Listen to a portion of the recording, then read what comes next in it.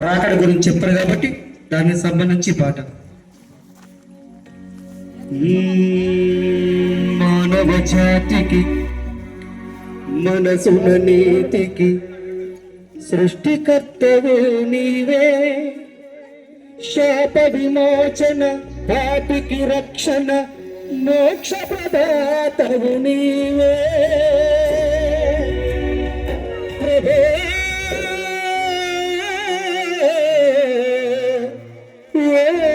యేసుక్రీస్తు నీరా కహిలలో తదాస్తు.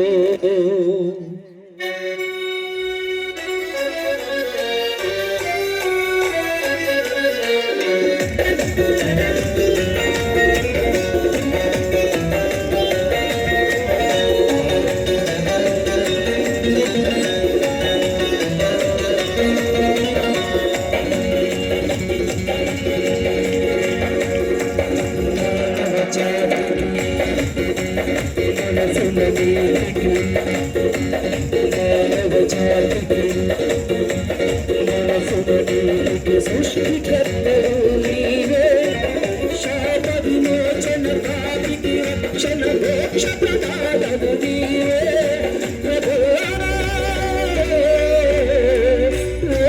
యేసుక్రీస్తు నీరా కహిలలో తదాస్తు. మానవ జాతికి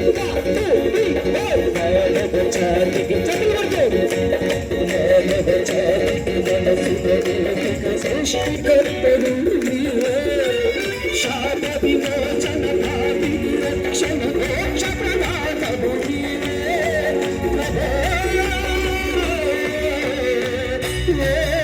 యేసుక్రీస్తు నీరా కహిలలో తదాస్తు.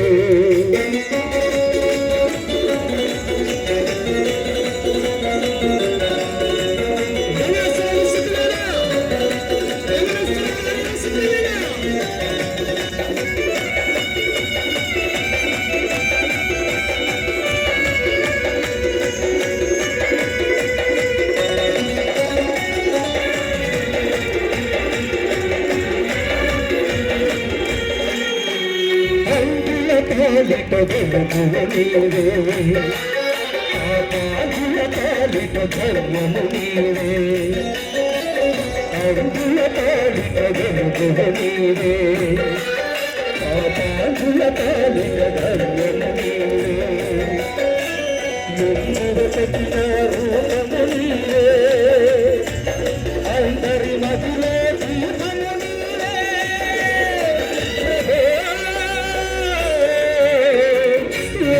యేసుక్రీస్తు నీ వాక్య జ్ఞానము శ్రీరస్తు. మానవ జాతికి మనసులను సృష్టికర్తవు నీవే, శాప విమోచన పాపికి రక్షణ మోక్ష ప్రదాతవు నీవే.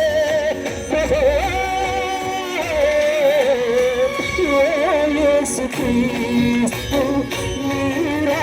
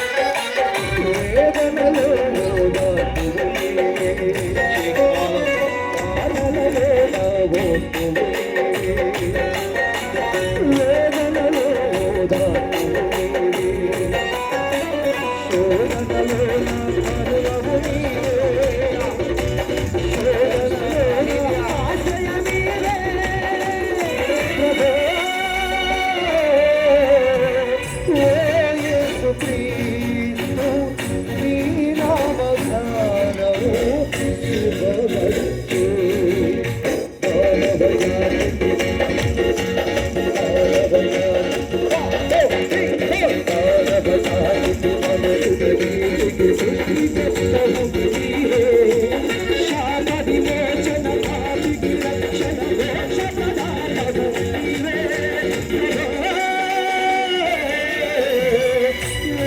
యేసు క్రీస్తు నీ రాకయినలో తదాస్తు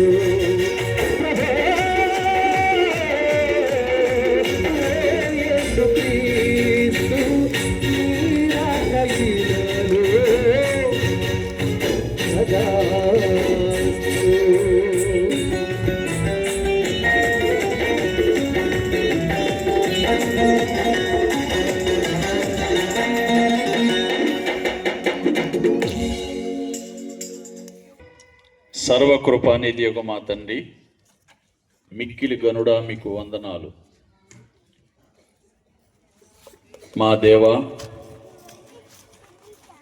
మీ సేవార్థమై మా కష్టార్జితాన్ని కానుక రూపంలో సమర్పించినప్పుడు మా గుప్పిళ్లను చూసిన మీరు ఆకాశపు వాకిండ్లను విప్పి విస్తారమైన దీవెనలు కుమ్మరించే దేవుడవై ఉన్నావు. అందుచేతనే మేము దీవించబడుతున్నాం. ఈ రాత్రి నైనా ఈ సభల ఖర్చుల నిమిత్తమై గుప్పెళ్ళు విప్పినటువంటి బిడ్డలందరినీ మీరు దీవించండి. వారి పనులలో, వారి కష్టార్జితములో, వారి ఉద్యోగాల్లో, వారి చేతి పనుల్లో, వారి వ్యాపారములలో మీ దీవెన దయచేయండి. వారు లోనికి వస్తున్నప్పుడు, బయటికి వెళుతున్నప్పుడు వారి మీద నీ దీవెన దయచేయండి. రాకపోకలలో నీ కాపుదల దయచేయండి. ఇశ్రాయేలీయులను కాపాడువాడా, నీ బిడ్డలను మీరు కాపాడమని ప్రార్థన చేస్తూ ఉన్నాను. రెట్టింపు ప్రతిఫలం దయచేయండి. అలాగే తదనంతరం ప్రభువా, మీ దాసుడి రాత్రి మీ పక్షాన్ని నిలబడి నీ ప్రజలతో మాట్లాడుతుండగా మీ దాసునిలో నుండి మీరే మాట్లాడండి. ప్రతి హృదయాన్ని తెరవండి. ప్రతి హృదయములోనికి వాక్కును పంపండి. ఈ రాత్రి నీ ప్రజలను మీ వాక్కు చేత మాట్లాడి ఆశీర్వదించమని ప్రార్థన చేస్తున్నాం. తండ్రి, యవనస్తుడు మీ సేవకుని దీవించమని యేసు నామమున ప్రార్థిస్తున్నాను తండ్రి. ఆమేన్. మంచిది. దేవుని సేవ కొరకు మన వంతు మనం సహకరించడం ఇది కూడా ఒక భాగ్యం. యువక దరిద్రులైన వాళ్ళు ఉన్నారు, ఇచ్చి ధనవంతులైన వాళ్ళు ఉన్నారు. అబ్రహాము కూడా అన్నిటిలో దశభాగం ఇచ్చాడు. అన్నిటిలో దేవుని కానుకిచ్చాడు. వెండిలో, బంగారంలో, సమస్తంలో. అందుచేత దేవుడు ఆయన ఎంతో ఆశీర్వదించాడు కనుక ప్రభు దీవెన నిశ్చయముగా మీకు కలుగుతుంది. ఈ సమయంలో ఈ రాత్రి వర్తమానాన్ని ఇవ్వడానికి దైవజనులు పేపర్లో ప్రకటించినట్లుగా యవనస్తులు, ప్రభువు చేత అనేక ప్రాంతాల్లో వాడబడుతున్నటువంటి దైవదాసులు లివింగ్స్టన్ అయ్య గారు మన మధ్యలో ఉన్నారు. రాత్రి కూడా చక్కటి వర్తమానాన్ని అందించారు. వారిని ప్రేమతో ఈ డయాస్ మీదకి ఆహ్వానిస్తూ ఉన్నాను.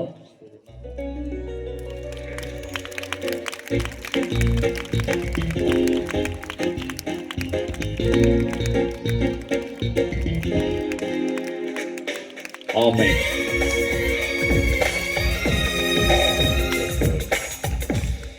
దయచేసి గమనించండి. చాలా మంది ఆశ ఏంటంటే చివరి కూటానికి వెళ్దామని.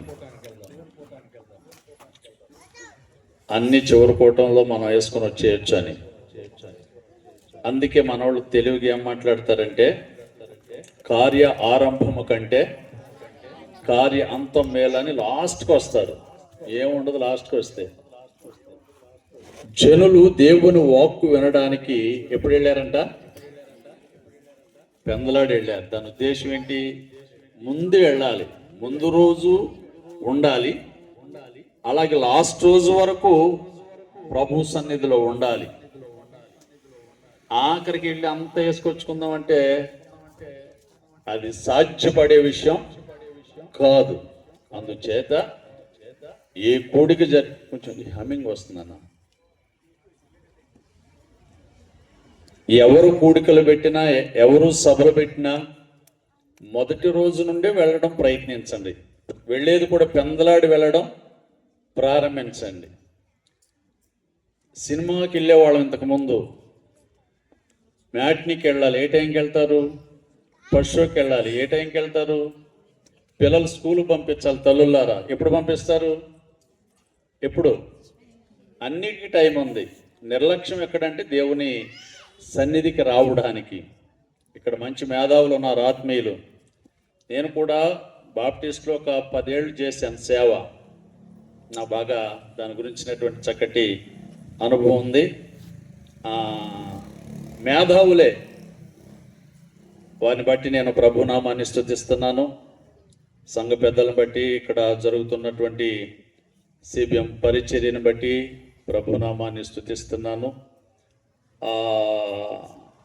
చక్కటి మేధావులు, ఎందుకంటే భక్తులు సీనియర్స్ వాళ్ళు. అలాగే ఇక్కడున్న మీరు జూనియర్లేం కాదు, మీరు కూడా చక్కటి అనుభవం కలిగినటువంటి ఆత్మీయులైన బిడ్డలు. మనకి ఎంత అనుభవం ఉన్నా దేవుడు క్రొత్త కోణంలో ఎప్పుడు మాట్లాడుతూనే ఉంటాడు కదండి. మనం చిన్నప్పటి నుంచి వింటున్నాం, నేర్చుకున్నది చాలా తక్కువ, విన్నది చాలా ఎక్కువ. దైవజనులు వాక్యం చెప్తూ లాస్ట్లో అన్నారు, ఒక మాట అన్నారు, వినడానికి వింటున్నారు కానీ ఏదైనా హృదయానికి తడితే లేక హృదయానికి గుచ్చుకుంటే సెలవు. ఈ సంఘం కాకపోతే ఇంకొక సంఘం. అలా తయారైపోయింది సమాజం.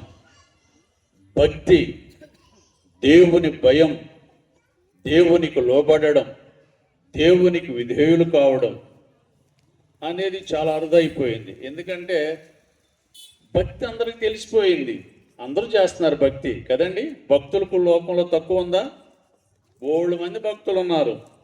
మొన్నటిదాకా భక్తి అయిపోయిందిగా, ఏప్రిల్ 5వ తారీఖుతో, 3వ తారీఖుతో భక్తి అయిపోయింది. మళ్ళా నవంబర్కి వెళ్తే ఇంకో భక్తి, ఇంకో సీజన్. ఇట్లా చాలా రకాలైన సీజన్ భక్తి చేసేవాళ్ళు ఉన్నారు, దానికి అలవాటు అయిపోయారు. కాబట్టి సీజనల్ భక్తి కాదు మనం చేసేది. మనం చేసేది అసలు సిసలైన భక్తిని చేస్తున్నాం. ఈ భక్తి ఎక్కడికి తీసుకెళ్తుందంటే మనల్ని పరలోకానికి తీసుకెళ్ళద్ది. సీజనల్గా చేసే భక్తి ఆ 30 రోజులు, ఆ 40 రోజులు వరకు మాత్రమే పనిచేస్తుంది, కానీ దానివల్ల ఉపయోగం ఏమి ఉండదు. అందుకని దేవుని మాట విని, దేవునికి లోబడి, ప్రభు త్వరగా వస్తున్నారు కాబట్టి ఆయన రాకడకు మనము సిద్ధపడాలి. ఇంకొక రోజు మాత్రమే ఉంది గనుక మీరంతా సిద్ధపడాలని మనం చేస్తూ ఉన్నాను. మరి మన సమయాన్ని ప్రభునందు సద్వినియోగం చేసుకుందాం. సమయం చాలా ఉంది, కానీ మన కూటానికి సమయం చాలా తక్కువ అన్నమాట. మరి దైవజనులు ఆంధ్ర రాష్ట్రంలోనే కాదు, ఇతర రాష్ట్రాల్లో కూడా ప్రభు చేత చక్కగా వాడబడుతూ, ప్రభు సన్నిధులు అనేక మంది యవ్వనస్తుల జీవితాలను గడుతూ, కుటుంబాలను గడుతూ, ఎంతోమందికి ఆశీర్వాదకరంగా దేవుని పరిచర్య చేస్తున్నటువంటి దైవజనులు లివింగ్స్టన్ గారు వచ్చి మనకి దేవుని వాక్యాన్ని అందిస్తారు.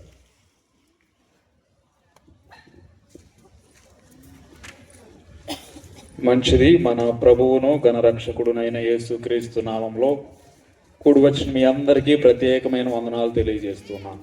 వాక్యం వినడానికి సిద్ధంగా ఉన్నారా? ఉన్నవారు అందరూ ఒక్కసారి ఏం చెప్పొచ్చు?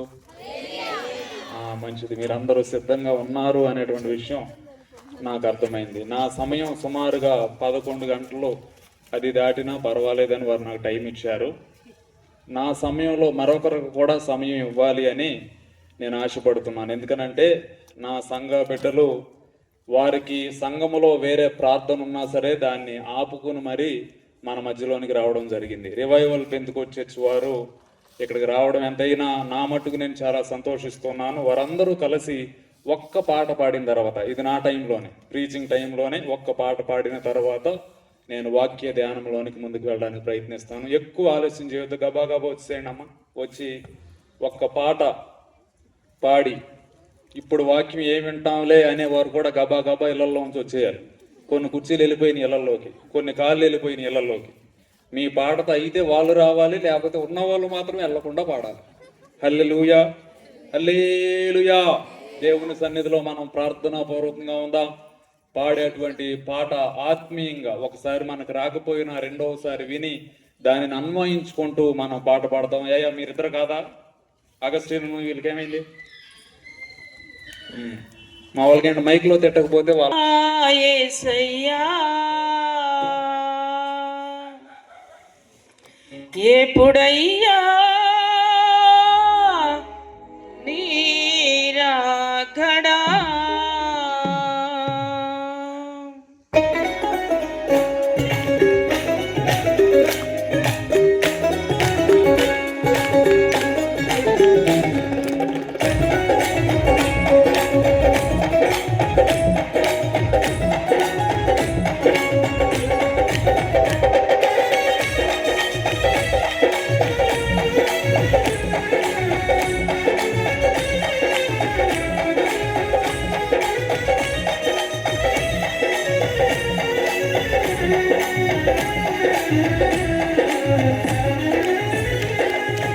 యేసయ్యా నా యేసయ్యా ఎప్పుడయ్యా నీరాకడా యేసయ్యా నా యేసయ్యా ఎప్పుడయ్యా నీరాకడా యేసయ్యా నిన్ను చూడ ఆశయ్యా యేసయ్యా నిన్ను చూడ ఆశయ్యా రావయ్యా యేసయ్యా రయపురా రావయ్యా యేసయ్యా రయపురా రామ రామ యేసునాథ వేదమ్యారము ఆమేన్ ఆమేన్ హల్లెలూయా ఆమేన్ హల్లెలూయా రామ రామ యేసునాథ వేదమ్యారము ఆమేన్ ఆమేన్ హల్లెలూయా ఆమేన్ హల్లెలూయా యేసయ్యా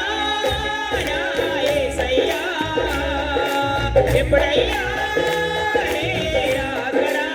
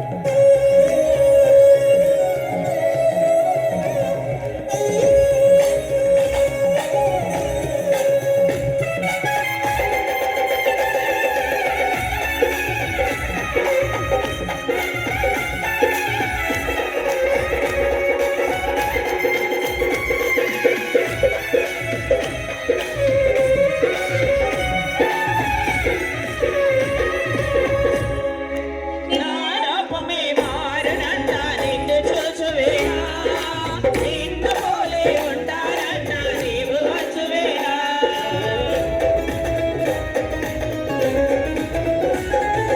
నారూపమే మారునంట నిన్ను చూచువేనా నిన్ను పోలే ఉంటానంట నీవు వచ్చువేనా అనంతమైన నీ రాజ్యమే నా స్వదేశమయ్యా అనంతమైన నీ రాజ్యమే నా స్వదేశమయ్యా అనంత సర్వ సంపదలన్నీ నా సొంతమయ్యా అనంత సర్వ సంపదలన్నీ నా సొంతమయ్యా రంగు రంగు యేసునాథా వేగమే రంగు ఆమేన్ ఆమేన్ హల్లెలూయా ఆమేన్ హల్లెలూయా రంగు రంగు యేసునాథా వేగమే రంగు ఆమేన్ ఆమేన్ హల్లెలూయా ఆమేన్ హల్లెలూయా యేసయ్యా నా యేసయ్యా ఎప్పుడయ్యా నీ రాకడా యేసయ్యా నా యేసయ్యా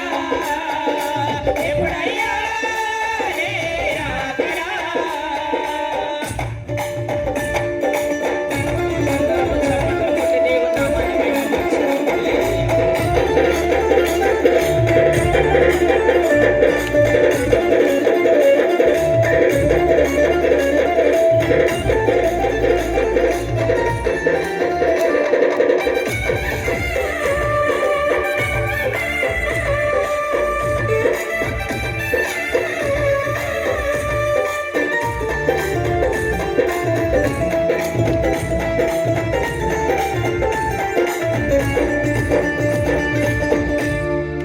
అమూల్యమైన రత్నములతో అలంకరింపబడి గొర్రెపిల్ల దీపకాంతిలో ప్రకాశించుచున్నా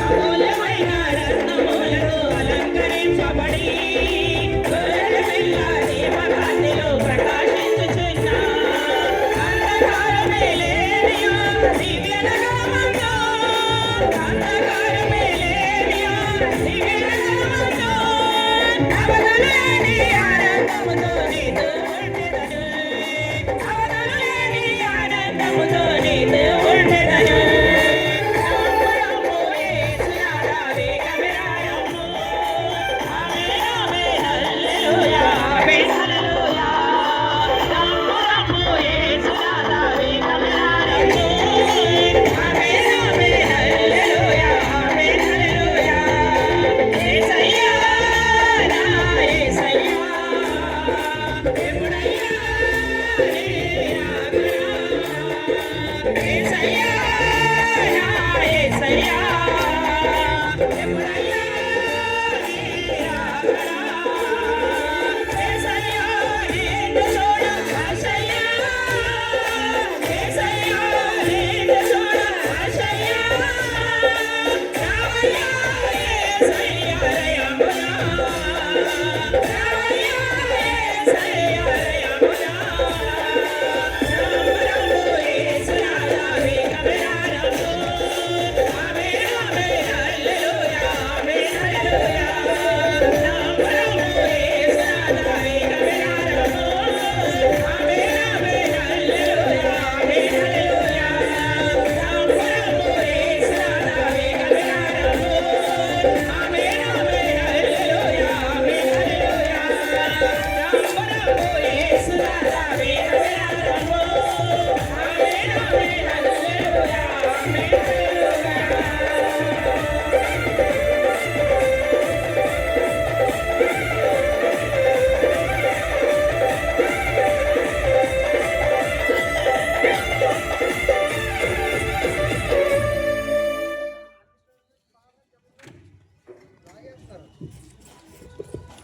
దేవునికి మహిమ కలుగునుగాక. హల్లెలూయా. చెప్పొచ్చు అందరూ హల్లెలూయా. మంచిది. ప్రాముఖ్యమైన సమయంలోనికి మనం వస్తూ ఉన్నాం. ఇప్పటి వరకు కూడా చక్కని మాటలు దేవుని యొక్క దాసులు ప్రభువు పేరట నిలవబడి మనకి చక్కని లేఖనములు అందించి ఉన్నారు. వాక్యం ద్వారా మీరందరూ బలపరచబడి ఉన్నారని నా మట్టుకు నేను విశ్వసిస్తూ ఉన్నాను. అయినప్పటికీ ఈరోజు క్రీస్తు సువార్త సభలు ఎన్నో రోజు చెప్పాలి, మీరు అందరూ మాట్లాడాలి. ఇక రెండవ రోజులోనికి వచ్చాం. ఇంకెన్ని రోజులు ఉన్నాయి? ఇంకా ఒక్క రోజు మాత్రమే ఉంది. చాలామంది దైవజనులు చెప్పినట్టు ఇంకా సమయం ఉన్నది కదా, రేపొద్దున రావచ్చు అన్నట్టు ఉన్నవారు కూడా లేక పోలేదు. కానీ అర్థం చేసుకోవాల్సింది ఏంటంటే, చివరికి వెళ్ళి తినొచ్చులే అంటే కొన్నిసార్లు దొరకని పరిస్థితులు కూడా, అది అయ్యగారు చక్కగా చెప్పారు. ఎలీషా అయ్యగారు నాకు చాలా సుపరిచితులు, సుమారు ఎన్నో సంవత్సరాల నుంచి వారు నాకు తెలిసినటువంటి దైవజనులు. చక్కని గీతములు వారు పాడుతూ ఉంటారు. పాత గీతాలే, ఆంధ్ర క్రైస్తవ కీర్తనలు, చాలా పాత గీతాలు వారు పాడుతూ ఉండగా ఆధ్యాత్మికంగా కదలేక వస్తూ ఉంటది. వాక్యం వినాల్సిన అవసరం లేదు, ఈ పాటతోనే సువార్త వెళ్ళిపోతుంది అన్నంత విధంగా వినేటువంటి అవకాశాలు. అదే విధంగా యేసుబాబు గారు స్టేజ్ మీద అలంకరించినటువంటి దైవజనులు, దీన్ని లీడ్ చేస్తున్నటువంటి దైవజనులు యెహోషువ గారు, అదే విధంగా ప్రత్యేకంగా యొక్క కార్యక్రమాలను ఏర్పాటు చేసి మనందరం ఇక్కడగా కూడుకోవడానికి కారకులైనటువంటి దైవజనులు మార్క్ శామ్యుయల్ రాయ్ అయ్య గారు. వారిని బట్టి కూడా నేను ఎంతగానో దేవుని నామాన్ని మహింపరుస్తూ ఉన్నాను. ప్రాముఖ్యమైన సమయంలోనికి మనం వచ్చాం. చాలా మందికి ఇది ఇంకేం సమయం అంటే పడుకోవడానికి సమయం. ఎందుకంటే పాటలు పాడేటప్పుడు మిమ్మల్ని ఏం చేయమంటాం? కొట్టండమ్మా, చప్పట్లు కొట్టండమ్మా అంటాం. సో నిద్రపోవడానికి అవకాశం తక్కువ. ప్రార్థన చేసేటప్పుడు చేయండమ్మా అంటాం. కాబట్టి అప్పుడు కూడా ఏదో ఒకటి నోరు ఆడించాలి, లేకపోతే ఏమన్నా అనుకుంటారని చెప్పి ఏం చేయాలి? ప్రార్థన చేయాలి. వర్షిప్ చేసేటప్పుడు అమ్మా చప్పట్లు కొట్టండి, నుంచోండి, లేకుండా అని ఏదో ఒకటి చెప్తాం. పడుకోవడానికి అవకాశం లేదు. కానీ వాక్యం చెప్పేటప్పుడు మాత్రం దేనికి అవకాశం ఉంది? నిద్రపోవడానికి. ఐదుకు కూడా ఆయన తెల్లవారుజాము వరకు పాల్ గారు ఏం చెప్తున్నారు? పాల్ గారేనా, పేతురు గారా? పౌల్ గారు ఏం చెప్తున్నారు? వాక్యం చెబుతూ చెబుతూ చెబుతూ ఉంటే ఐదుకు గారు ఏం చేస్తున్నారు? నిద్ర పోతూ పోతూ పోతూ ఉన్నారు. దేవుని సన్నిధికి వచ్చి పడుకోవడం మంచిదేనా? చెప్పాలి, అందరు చెప్పాలి. పడుకోవడం మంచిదేనా? కొన్ని నిమిషాలు మీరు శ్రద్ధగా వినండి. నేను నా టైంలోనే నేను ముగించడానికి ప్రయత్నం చేస్తాను. దేవుని సన్నిధికి వచ్చిన తర్వాత దేవుని సన్నిధిలో ఏదో ఒక మాటను మనం తీసుకుని వెళ్ళాలి. నాకు అర్థమవుతుంది. ఇప్పటికే మీరు ఆల్రెడీ ఒక ప్రీచింగ్ విన్నారు, చాలా నీరసంగా ఉన్నారు. త్వరగా వదిలేసి వెళ్ళిపోతాం అయ్య గారు, మరలా రేపు రెడీ అవ్వాలిగా అని చెప్పి సిద్ధంగా ఉన్నారు. నాతో పాటు వచ్చిన వారు కూడా వారు ఉదయాన్నే డ్యూటీస్కి వెళ్ళిపోవాలి, 10 అయిపోతుందని వారిని తీసుకుని వచ్చాను. ఆల్రెడీ 10 నాకు టైము ఇచ్చారు. అయినప్పటికీ వారు సిద్ధంగానే ఉన్నారని నేను అనుకుంటున్నాను. లేకపోయినా వారు ఎక్కడి నుంచి వెళ్ళేది లేదు. మంచిది. దేవుని యొక్క వాక్యం మనం జాగ్రత్తగా వినడానికి ప్రయత్నం చేద్దాం. మన పాంప్లెట్స్ లో ప్రకటించినటువంటి రీతిగా కీర్తనల గ్రంథము 124వ అధ్యాయము 7వ వచనం, సామ్ నెంబర్ 124:7. ఎవరైనా మైక్ లో చదివే వాళ్ళు ఉంటే మైక్ తీసుకుని చదవచ్చు. రైట్, చదవండి. పక్షి తప్పించుకొనున్నట్లు తప్పించుకొని ఉన్నది, ఊరి తెంపబడెను, మనము తప్పించుకొని ఉన్నాము. భూమి ఆకాశములను సృజించిన యెహోవా నామము వలననే మనకు సహాయము కలుగుతున్నది. హల్లెలూయా. మనకు ఇక్కడ ఇది ఉంది, కానీ మన పాంప్లెట్ లో ఇచ్చినటువంటి వాక్యం ఏంటంటే ఊరి తెంపబడింది, మనం తప్పించుకొని ఉన్నాం. అంటే మిగతా వాళ్ళు దేంట్లో పడ్డారు? అయ్యా చాలా పెద్ద యాక్సిడెంట్ అయింది, దేవుడు కృప వల్ల నేను మాత్రం తప్పించుకున్నా అంటే మిగతా వాళ్ళు ఏమైపోయారని చెప్పాలి. ఒక బస్ స్పీడ్ గా వెళ్ళిందయ్యా, 150 మంది ప్రయాణిస్తున్నాం, దేవుడి దయ వల్ల నాతో పాటు నా ఫ్యామిలీ ఒక 20 మంది మాత్రం బయటపడిపోయామంటే మిగతా 130 మంది ఏమైపోయారని మీరందరూ చెప్పాలి. ఎందుకంటే నేను దేవుడి వాక్యాన్ని పదే ఎందుకు చెప్పేస్తానంటే, ఇలా చెప్పడం వల్ల మీకు ఏమవుతుంది? అర్థం అవుతుంది. పిల్లలకు కూడా ఏ అన్నప్పుడు వాళ్ళతో ఏం చెప్పేస్తారు? మిమ్మల్ని తిట్టట్లా ఏ అని. ఏ అంటే ఆల్ఫాబెట్స్ లో ఏ, బి, సి అని ఇవన్నీ ఎందుకు చెప్పేస్తారంటే మీకు కూడా ఏమవ్వాలని అర్థం అవ్వాలని. ఇది కూడా నేను ఎందుకు చెప్పేస్తానంటే, మనం వినడం మాత్రమే కాదు, ఇది ధ్యానం అనుకోండి. ఒక్కొక్కటిగా మనం ధ్యానం చేస్తూ వెళ్ళడానికి ప్రయత్నం చేస్తాం. ఊరి ఏమైపోయింది? తెంపబడిపోయింది. మనం మాత్రం ఏమైపోయాం? తప్పించుకొని ఉన్నాం. అనగా కొంతమంది ఎక్కడ ఉన్నారు? ఇంకా ఊరిలోనే ఉన్నారు. కానీ మనం మాత్రం ఏమైపోయాం? తప్పించుకొని ఉన్నాము. తర్వాత భూమి ఆకాశములను సృజించిన యెహోవా నామము వలననే మనకి ఏం కలుగుతున్నది? మనకు సహాయం ఎక్కడి నుంచి కలుగుతున్నది? భూమిని ఆకాశమును కలుగు చేస్తున్నటువంటి దేవుని వలన కూడా. అంతేనా? దేవుని వలన కూడా ఏం కలుగుతుంది? కూడా కాదు, అక్కడ ఏముంది? దేవుని వలన నే అంటే ఇంకొకరు ఉన్నారనా? నేను తప్ప వేరే దిక్కు లేదు. కాబట్టి సహాయము యెహోవా వలన మాత్రమే కలుగుతుంది. మనకు సహాయం ఎక్కడి నుంచి కలుగుతుంది? దేవుని దగ్గర నుంచి మాత్రమే కలుగుతుంది. దానిని మనం విశ్వసించాము కాబట్టి మనం ఎక్కడ ఉన్నాం? దేవుని సన్నిధిలో ఉన్నాం. ఇది యాత్రా కీర్తన. దావీదు భక్తుడు రాస్తూ, ఎంతో మంది ప్రజలు ఆయనకు వ్యతిరేకంగా ఉన్నప్పుడు, లేదంటే అటువంటి సందర్భాల్లో ఆయన కలిగినప్పుడు, అందరూ నాకు వ్యతిరేకంగా ఉన్నప్పుడు ఆయన రాస్తున్నటువంటి మాటలు ఏంటంటే, అయ్యా ప్రజలందరూ నాకేమైపోయారంటే వ్యతిరేకం అయిపోయారు. మనుషులు నా మీదకి లేచినప్పుడు యెహోవా మనకు తోడు ఉండని ఎడల వారి ఆగ్రహం మన మీద రగులుకుంటే, కింద వచనాలన్నీ మీరు చూస్తే, అయ్యా నీ సహాయము లేకపోతే నేను ఏమైపోతాను అని దావీదు చెప్తున్నటువంటి మాట. వీటిలోంచి కొన్ని విషయాలు యొక్క రాత్రికాల సమయంలో మనం ధ్యానం చేయడానికి ప్రయత్నం చేస్తాం. దేవుని సన్నిధిలోనికి వచ్చినటువంటి మనము ఏదో ఒక్క మాట అయినా దేవుని సన్నిధిలో నుంచి మనం ఏం చేసుకుని వెళ్ళాలి? తీసుకుని వెళ్ళాలి. పిల్లలకి ఫీజులు ఎంతో కడతా ఉంటాం. వాడికి చదువు రాకపోతే మనకు బాధ కలుగుద్దా? కలగదా? పిల్లోడికి ఎంతో పౌష్టిక ఆహారం పెడతా ఉంటాం. వాడు 2-3 సంవత్సరాలు 4 సంవత్సరాలు వచ్చినప్పుడు మాటలు మాట్లాడకపోతే మనకు బాధ అవుతుందా? అవదా? వాడు నడవకపోతే బాధ కలుగుతుందా? కలగదా? అలాగే ఆధ్యాత్మికమైన జీవితంలో ఎన్నో సంవత్సరముల నుండి మనం క్రైస్తవులుగా నెట్టుకు వస్తూ కూడా ఎదుగుదల అనేది లేనప్పుడు దేవుడు మనల్ని చూసి సంతోషిస్తాడా? సంతోషించే అవకాశం లేదు. కొన్ని నిమిషాలు ఇదే విషయం మీద యెహోవా వలన మాత్రమే మనకేం కలుగుతుంది? సహాయము కలుగుతుంది అనేటువంటి విషయాలను మనం ధ్యానం చేయడానికి ప్రయత్నం చేద్దాం. ఆదికాండ గ్రంథము 21వ అధ్యాయము 14వ వచనం. కాబట్టి తెల్లవారునప్పుడు అబ్రహాము లేచి ఆహారమును నీళ్ల తిత్తిని తీసుకొని ఆ పిల్లవానితో కూడా అప్పగించి వాటిని పెట్టి. చాలండి. ఇక్కడ నేను జ్ఞాపకం చేస్తున్నటువంటి విషయాలు ఒక్కొక్కటిగా మీరు జాగ్రత్తగా వినడానికి ప్రయత్నం చేయండి. ఇది తప్ప వేరొక రెఫరెన్సెస్ లోనికి నేను వెళ్ళను. వీటిల్లో ఉంచే కొన్ని విషయాలు నేను మీతో మాట్లాడడానికి ప్రయత్నం చేస్తాను. ఇక్కడ మనం చదువుతున్నటువంటి వ్యక్తి పేరు ఏంటి అంటే హాగరు. ఏంటి? అబ్రహాం అందరికీ తెలుసుగా. అబ్రహాం యొక్క భార్య పేరేంటి? శారా. దేవుడు 75వ సంవత్సరంలో అబ్రహాముకు ఒక వాగ్దానం చేశాడు. ఏమని?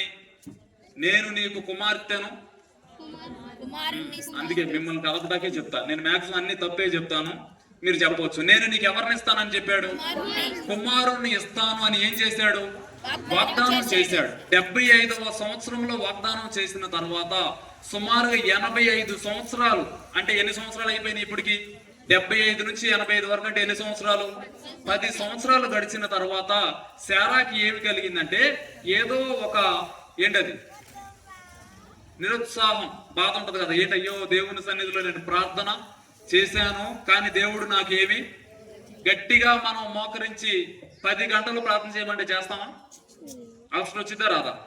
ఎప్పుడు ప్రార్థన దేవుడు నాకేమి చేయడం లేదు. ఇక్కడ శారా సుమారుగా ఎన్ని సంవత్సరాలు ఎదురు చూసుంటది? 10 సంవత్సరాలు. ఇప్పుడు ఎన్ని సంవత్సరాలు వచ్చినాయి? 80. ఎవరికి? శారాకా అబ్రహాంకా? శారాకా అబ్రహాంకి. అబ్రహాము 75వ సంవత్సరంలో వాగ్దానం, 85వ సంవత్సరం ఎవరికి వచ్చింది? అబ్రహాముకు వచ్చింది.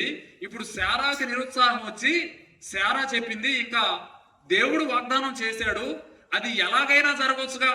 ఇప్పుడు కుమారుడు అంటే నీకు నాకు పుట్టడమే కాదు కదా, ఎవరికి పుట్టినా నీ కుమారుడిగా వస్తే అదే చాలు. దేవుడు ఒకవేళ అలా చెప్పాడేమో అని వాక్యాన్ని కొంచెం వక్రీకరించుకొని ఏం చేసిందంటే హాగరును తీసుకుని వచ్చేది ఈమె పని చేస్తుంది కదా మన ఇంట్లో. ఈమెతో అన్న ఎవరిని కనాలి? కుమారుని కను. ఏదో ఒకటి దేవుని యొక్క వాగ్దానం మాత్రం నెరవేరాలి అని చెప్పినప్పుడు 86వ సంవత్సరంలో అబ్రహాంకి ఎవరు పుట్టారు? ఇష్మాయేలు పుట్టాడు. ఎవరితో?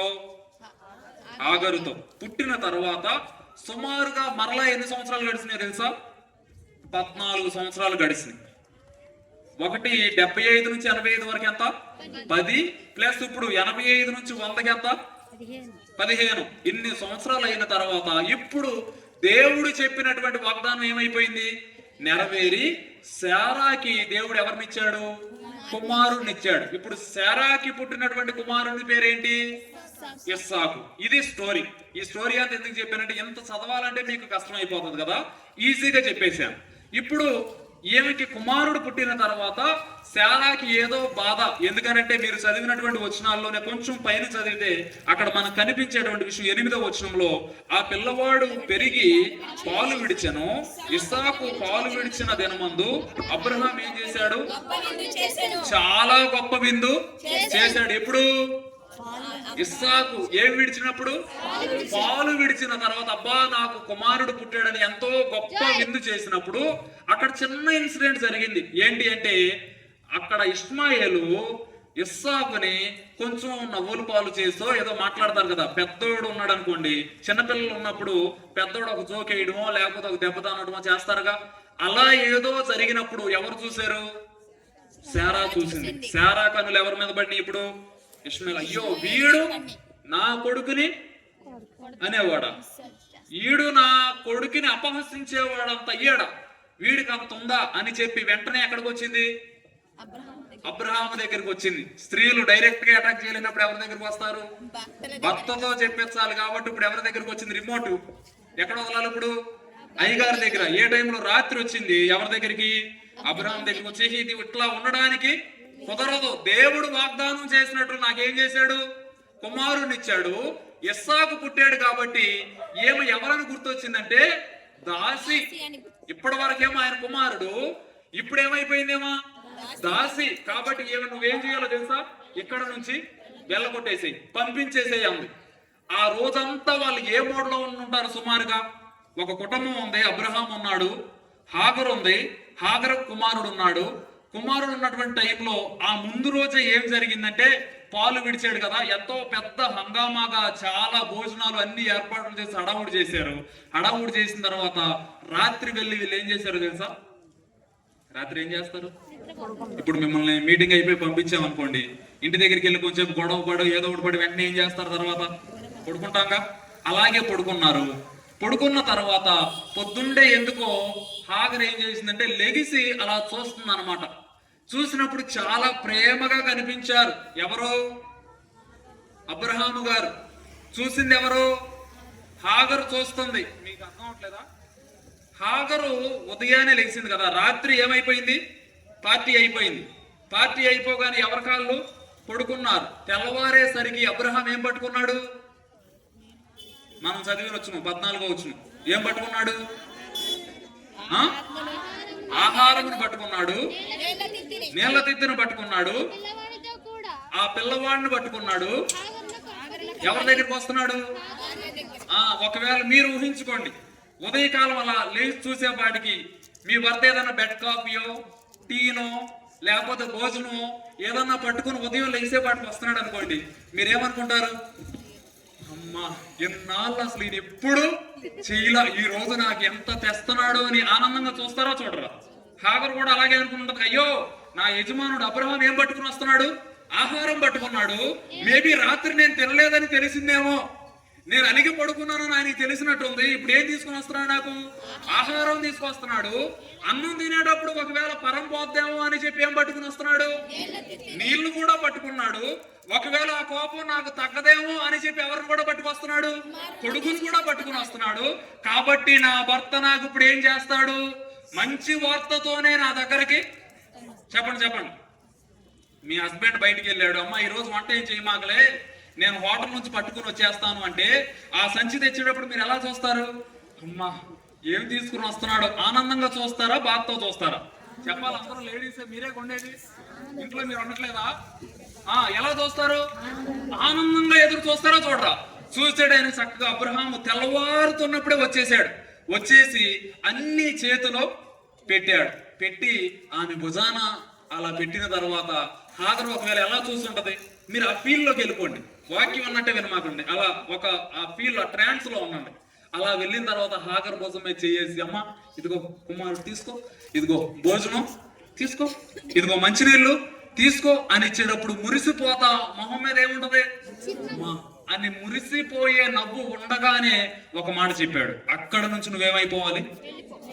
ఏమనుంది అక్కడ? పంపి వేసాను. బాధ అవుతా కదా. ఇప్పుడు మీ ఆయన ఏదన్నా హోటల్ నుంచి తీసుకొచ్చి క్యారేజ్ ఇచ్చి చికెన్ బిర్యానీ చేతిలో పెట్టి వెళ్ళిపో, నీకు నాకు ఇవ్వడానికి వెళ్ళిపో, ఎక్కడ ఇల్లు వదిలి వెళ్ళిపో అంటే మీకు ఎలా ఉంటది? టార్చర్ అనిపించే వాళ్ళు సంతోషంగా ఉండొచ్చు, మంచిగా ఉండే వాళ్ళకి కొంచెం బాధ ఉంటుంది. ఇక్కడ చూడండి బాధ ఎందుకో. అలా వచ్చేటప్పుడు ఆమె ముఖంలో ఏమన్నా ఉంటది? ఆనందంగా ఉంది. అబ్రహాము భర్త అలా దగ్గరకు వచ్చి ఇవన్నీ పెట్టి ఆయన ఏం చెప్పాడట? నీవు ఇక్కడ నుంచి తర్వాత వచ్చిన ఆమె వెళ్ళి బేర్షెబ అరణ్యములో ఇటు అటు తిరుగుచుండెను. హల్లెలూయా. అర్థం కావట్ల పరిస్థితి. ఎందుకని? నిన్నే ఏం జరిగింది? ఇంట్లో విందు జరిగింది. విందు జరిగినప్పుడు సంతోషం ఉంటుందా, దుఃఖం ఉంటుందా? చెప్పాలి మీరు అందరూ. సంతోషం ఉంటది. అంత సంతోషంలో మనం ఉన్నాం.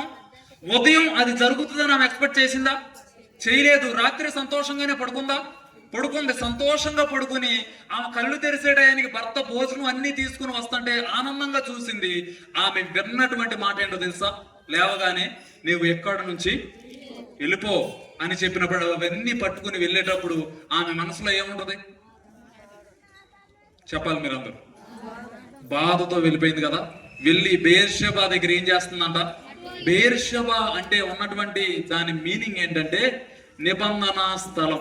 దేవుడు నిబంధన చేసినటువంటి ఒక స్థలం. ఆమె ఎక్కడ తిరుగుతుంది? స్థలము దగ్గరే. ఎటు తిరుగుతుందంట? అటు ఇటు తిరుగుతున్నటువంటి సందర్భం. ఆమెకు పరిస్థితి అర్థమే కావడంలో ఏంటి అసలు ఎలా జరిగింది? నన్ను వచ్చి సడన్ గా వెళ్ళిపోమంటనేంటి అని చెప్పి ఆలోచనలో ఉంటూ ఉండగానే తర్వాత వచ్చినాం. ఆ తిత్తిలోని నీళ్లు అయిపోయిన తర్వాత ఆమె ఒక పొద క్రింద ఆ చిన్నవారిని పడవేసి పిల్లవాని చావు నేను చూడలేనని అనుకొని ఇంటి మీద దూరం వెళ్ళి అతనికి ఎదురుగా కూర్చుండెను. చాలండి. ఇక్కడ జరుగుతున్నటువంటి విషయం, ఆ పిల్లవాడిని తీసుకుని వెళ్ళింది కదా. తీసుకుని వెళ్ళి ఎక్కడ పడేసింది? పొద క్రింద. ఇంకా మీరు ఇక్కడ జాగ్రత్తగా ఆలోచించాల్సిన విషయం, ఇక్కడ చిన్న మిస్టేక్. అంటే మనం అనుకుంటాం అక్కడ ఏమని చెప్పబడింది? పిల్లవాడిని తీసుకుని వెళ్ళి ఎక్కడ పెట్టింది? ఇప్పుడు ఇష్మాయేలు అబ్రహాం ఎన్నో సంవత్సరంలో పుట్టాడని చెప్పాను? 86. ఇప్పుడు ఇస్సాకు పుట్టేటానికి ఇష్మాయేలు వయసు ఎంత? 86 పుట్టాడు అనుకోండి. 100కి ఎన్ని సంవత్సరాలు? కరెక్ట్ గా చెప్పారు సార్. 14 సంవత్సరాలు. పాలు విడిచే సమయం అంటే ఒక 3 సంవత్సరాలు 5 సంవత్సరాలు వేసుకోవచ్చా? ఇస్సాకు పాలు విడిచిన తర్వాతే కదా ఆ ప్రోగ్రామ్. 14 ప్లస్ ఒక 3 వేసుకోండి చాలు. అంతకు ముందు రోజుల్లో ఎక్కువ తీసుకునే వాళ్ళేమో. ఒక 3 సంవత్సరాలు వేసుకోండి. 14 ప్లస్ 3 ఎంత? 17 సంవత్సరాలు. అంతేనా? ఇప్పుడు 17 సంవత్సరాల వాడిని ఏమని ప్రస్తావిస్తుంది? పిల్లవాడు అనగా ఇంతకు ముందు రోజుల్లో చూస్తే 20 సంవత్సరాల వరకు, ఇప్పుడు టీనేజ్ ఈ ఏజ్ వచ్చినాయి, కానీ అంతకుముందు 20 సంవత్సరాల వరకు వారిని ఎలా చూసేవారో తెలుసా? పిల్లవాడుగానే చూసేవారు. అంటే ఇప్పుడు ఇస్సాకు వయసు ఎంత? మీరు పిల్లవాడు అనగానే ఎత్తుకునే పిల్లవాడు అనుకోమాకండి. ఎన్ని సంవత్సరాలు? 17 సంవత్సరాలు ఉండొచ్చు. అనగా మా అగస్టీన్ వచ్చాడు ఇక్కడ, సుమారుగా ఆ వయసు అనుకోవచ్చు. 17 సంవత్సరాల వయసులో ఉన్నటువంటి ఒక బాలుడు. ఆ బాలుడిని తీసుకుని ఎక్కడికి వచ్చేసింది? బేర్షెబ అరణ్యంలోనికి వచ్చేసింది.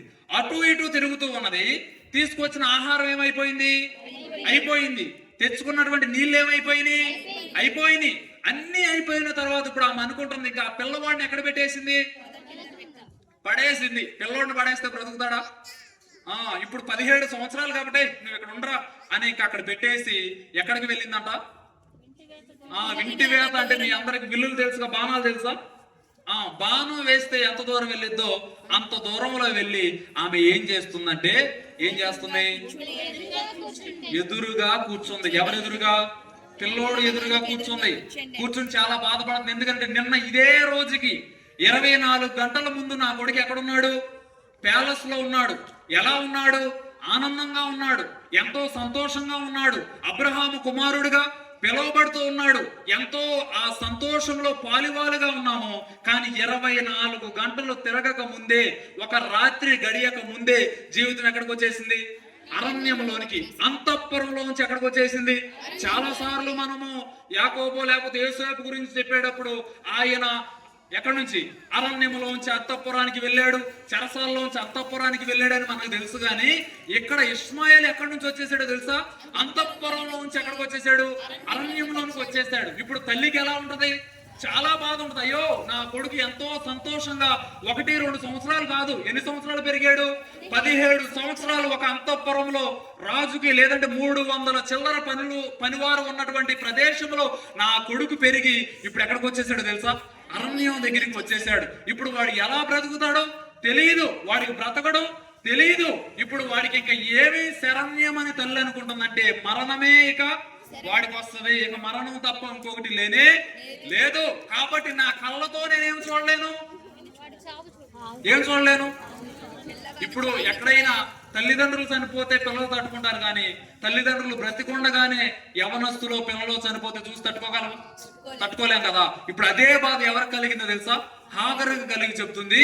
ఇంకా ఆ పిల్లవాడిని అక్కడ పెట్టి దూరంగా వెళ్ళిపోవడానికి కారణం ఏంటంటే వాడి చావు నేను వాడి పతనాన్ని నేను, వాడు నా మాట వినకుండా లోకంలో తిరగడాన్ని నేను చూడలేను అని చెప్పి హాగర్ ఎక్కడికి వచ్చింది?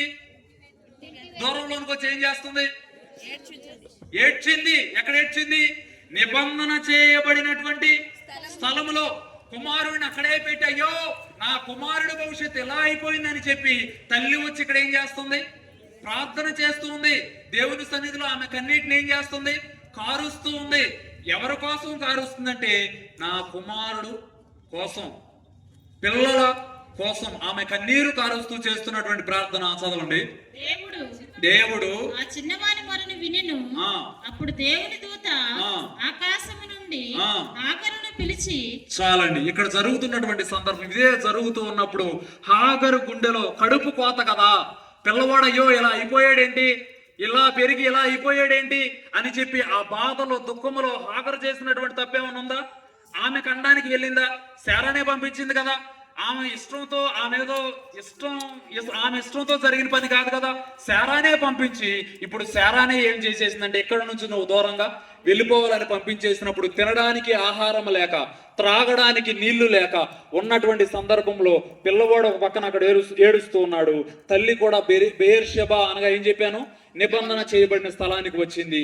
వచ్చి ఒకవేళ మోకరించి ఉంటది, లేదంటే నిస్సహాయ స్థితిలో అలాగే ఉండుంటది. ఏం చేస్తుందో తెలుసా తల్లి? ఏం చేస్తుంది అపూర్వ? అక్కడ చూడమా, నేనే దాంట్లో కనిపించేది నేనే. ఇటు చూడు. ఏం చేస్తుంది? ఏడుస్తుంది. ఎలా ఏడుస్తుంది? ఎలుగెత్తడం అంటే ఏంటి? ఎలుగెత్తడం అంటే ఏంటి? అమ్మో, మా దగ్గర చెప్తున్నాను, అందరూ స్త్రీలే ఉంటారు. ఇక్కడ కూడా సుమారుగా వాళ్ళే ఉన్నారు. కానీ పురుషులు కొంతమంది ఉన్న వాళ్ళ దగ్గర నుంచే వాయిస్ వస్తుంది. ఎలుగెత్తి అంటే గట్టిగానే ఎవరు చెప్పారు? పురుషులే చెప్పారు. కొంచెం గట్టిగా చెప్పండి అమ్మా. ఎలుగెత్తి అంటే ఏంటి? చాలా గట్టిగా. అంటే ఎలాగా?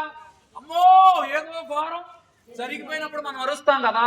ఏదో మనకు తెలియనటువంటి షాక్ ఏదన్నా అయిపోతే గట్టి గట్టి కేకలేస్తాం కదా. ఒకవేళ చిన్నపిల్లలో ఏదన్నా మీకు తెలియక ఇళ్లలో చూసారనుకోండి, ఆ కిటికీలో నుంచి ఎవడన్నా తాడు మీద నుంచి ఎలాటం చూస్తే మీరు ఎలా అరుస్తారు? అప్పుడు మన డిగ్నిటీ, స్లోగా మాట్లాడాలి, ఇవేమైనా గుర్తొస్తాయా? లేదు. అక్కడ వాడు ఏమైపోతున్నాడు? చనిపోతున్నాడు. కాబట్టి వెంటనే మన నోట్లోంచి ఏమొస్తుంది? కేకలేస్తాం, అయ్యా త్వరగా రండి. ఎందుకనంటే వాడు దానికి వేలాడుతున్నాడు. వాడు ప్రాణాన్ని ఎలాగైనా కాపాడాలి. అలాగే ఇక్కడ ఇష్మాయేల్ ఏమైపోతున్నాడంటే చనిపోతున్నాడు. ఇంక ఇప్పుడు తల్లికి ఉన్నటువంటి ఒకే ఒక ఆశ ఏంటంటే ఎవరి దగ్గరికి రావాలి? దేవుని దగ్గరికి. ఎలా ఏడుస్తూ ఉంది? ఎలుగెత్తి ఏడుస్తుంది. మామూలుగా ఏడవడం లేదు, స్లోగా ఏడవడం లేదు, అయ్యా నా జీవితం ఎలా అయిపోయిందని ఏడవడం లేదు. కానీ ఎవరేమనుకుంటే ఇంకా నాకు ఎందుకు? నా బిడ్డలు, నా భర్త, నా కుటుంబం ఇదే నాకు లేనప్పుడు ఎవరెంత అరుచుకుంటే, ఎవరేమనుకుంటే నాకు ఎందుకని ఆమె ఎలా ఏడుస్తుందో తెలుసా? హల్లెలూయా. ఎలా ఏడుస్తుంది? ఎలుగెత్తి ప్రార్థన చేస్తుంది, ఏడుస్తూ ప్రార్థన చేస్తుంది. ఎంతో దుఃఖపడుతూ ఎవరి దగ్గరకు వచ్చిందంటే దేవుని దగ్గరకు వచ్చినటువంటి సందర్భం. ఎప్పుడైతే అక్కడికి వచ్చిందో అక్కడ జరుగుతున్నటువంటి ఒక సందర్భం ఏంటంటే యెహోవా ఎవరి మొరను విన్నాడు? ఇక్కడ ఏడ్చింది ఎవరు? తల్లి. కానీ అక్కడ ఏడుస్తుంది ఎవరు? ఎవరు ఎవరు మరణ విన్నాడండి? అలా నేను కేకలేస్తా వెళ్తా, మీరు ఇలా దింపేస్తారు నన్ను. ఎవరు మరణి? అరిసింది ఏడ్చింది ఎవరు? అంటే తల్లి కుమారుని కూడా దేనిలో పెంచుండదు కదా. ఇప్పుడు ఆయన మరణం విన్నాడు అంటే ఆయన దేవుడిని తిడుతున్నట్టేం కాదుగా. అయ్యా నా పరిస్థితి ఏంటి, మా అమ్మ ఎలా అయిపోయింది అని చెప్పి ఆయన కూడా అక్కడ ఏం చేస్తున్నాడు? చిన్నవాడు అంటే మాటలు రానివాడు కాదమ్మా, మళ్ళీ చెప్తున్నాను. ఎన్ని సంవత్సరాలు? కాబట్టి ఆయనకి ఏముంటది? కొంచెం జ్ఞానం ఉంది. ఇప్పుడు ఆయన అక్కడ ఏం చేస్తున్నాడు? ఆయన కూడా ఏడుస్తూ ఉన్నాడు. కానీ దేవుడు ఏం చేశాడని చెప్తున్నాడు అక్కడ. ఆ చిన్నవాని మొరను విని అప్పుడు దేవుని దూత ఆకాశము నుండి ఆగరును పిలిచి, ఆగరు నీకేమి? హల్లెలూయా. ఇప్పుడు మొరను విన్నటువంటి దేవుడు, ఒకరి మొర కుమారుడు ఏడుస్తూ ఉన్నాడు. ఆ మొరను విని ఎవరు వచ్చేసారో తెలుసా? దేవుడు తన దేవదూతను ఎవరి దగ్గరికి పంపించింది? సమూహం దగ్గరికి కాదు, అరణ్యానికి పంపించింది. దేవుడు నీ మొరను విని తన దూతను ఎక్కడికి పంపిస్తాడో తెలుసా? నువ్వు అరణ్యంలో ఉంటే అక్కడికి పంపిస్తాడు, నువ్వు కొండల్లో ఉంటే అక్కడికి పంపిస్తాడు, నువ్వు ఎడారిలో ఉంటే అక్కడికి పంపిస్తాడు. నీవు ఎక్కడ ఉన్నావో, నీవు ఎక్కడ మొర పెట్టావో అక్కడికి దేవుడు ఎవరిని పంపిస్తాడో తెలుసా? తన దూతలను పంపిస్తాడు. ఇప్పుడు తన దూత వచ్చి చెప్తుంది, హాగరు నీకు చెప్పాలి. మీరు అందరూ నీకు నీకు చెప్పాలందరూ నీకు అంటే నీకేమైంది అని అడుగుతుంది. ఇప్పుడు తల్లికి ఎలా ఉంటది? చెయ్యాల్సినంతా చేసి మళ్ళీ ఏమడుగుతున్నావు నువ్వు? భర్త వచ్చి భార్యని పిచ్చి కొట్టుడు కొట్టేసి భార్య కూర్చొని ఏడుతుంటే ఏమైంది అమ్మాయి అన్నాడు అనుకో, ఎట్లా ఉంటది నీకు? ఏమైంది నీకు తెలీదా? ఎందుకు ఏడుస్తున్నాను అంటావా లేదా? నేను ఎందుకు ఏడుస్తున్నాను తెలీదా అని చెప్పి ఎందుకంటావు? పెట్టిందే నువ్వు, ఏడిపించిందే, మళ్ళీ వచ్చేమడుగుతున్నావు ఏమైందమ్మా బుజ్జి అన్నప్పుడు మనకి ఎలా ఉంటది? అసలే కుమారుడు అక్కడ ఉన్నాడు, ఒక పక్కేమో బాధ, ఒక పక్కేమో దుఃఖం, ఎలుగెత్తి ఏడుస్తుంది. అంత ఏడుపులో ఉంటే వచ్చి పిలిచింది. పిలిచినప్పుడు ఏం చెప్పాలి? పర్లేదులే నువ్వు ధైర్యంగా ఉండి అనకుండా, ఆగరో ఆగరో నీకు ఏమి వచ్చినది. ఎలా ఉంటది ఇప్పుడు ఆ పరిస్థితిలో మీరు ఉండి ఇదంతా జరిగిన తర్వాత ఇదే సందర్భం మనకు వస్తే ఎలా ఉంటది? వస్తా రాదా? మీకు రావట్లేదేమో, ఎందుకంటే మీకు నిద్ర వస్తుంది. మీలో ఎవరైతే యాక్టివ్గా లేరో మీకు నిద్ర వస్తుంది. అదే మీరు యాక్టివ్గా ఉన్నారంటే మీరు వింటున్నట్టు. ఇక్కడ అడుగుతున్నటువంటి ప్రశ్న, ఫస్ట్ ప్రశ్న ఎక్కడికి వచ్చేసిందంటే అంతఃపురంలో నుంచి ఎక్కడికి వచ్చేసిందని చెప్పాను? అరణ్యంలోనికి. అరణ్యంలో మొర పెడుతూ ఉన్నప్పుడు దేవుని దూత ఎక్కడికి వచ్చేసిందో తెలుసా? దేవుని దూత నువ్వు అంతఃపురంలో ఉంటే అక్కడికి వస్తాడు, దేవుని దూతను నువ్వు అరణ్యంలో ఉంటే అక్కడికి పంపిస్తాడు, దేవుని దూతను నువ్వు చెరసాలలో ఉంటే అక్కడికి పంపిస్తాడు. పౌలు శీలలు ప్రార్థన చేసేటప్పుడు చెరసాలలు ఎక్కడ బద్దలైనాయి?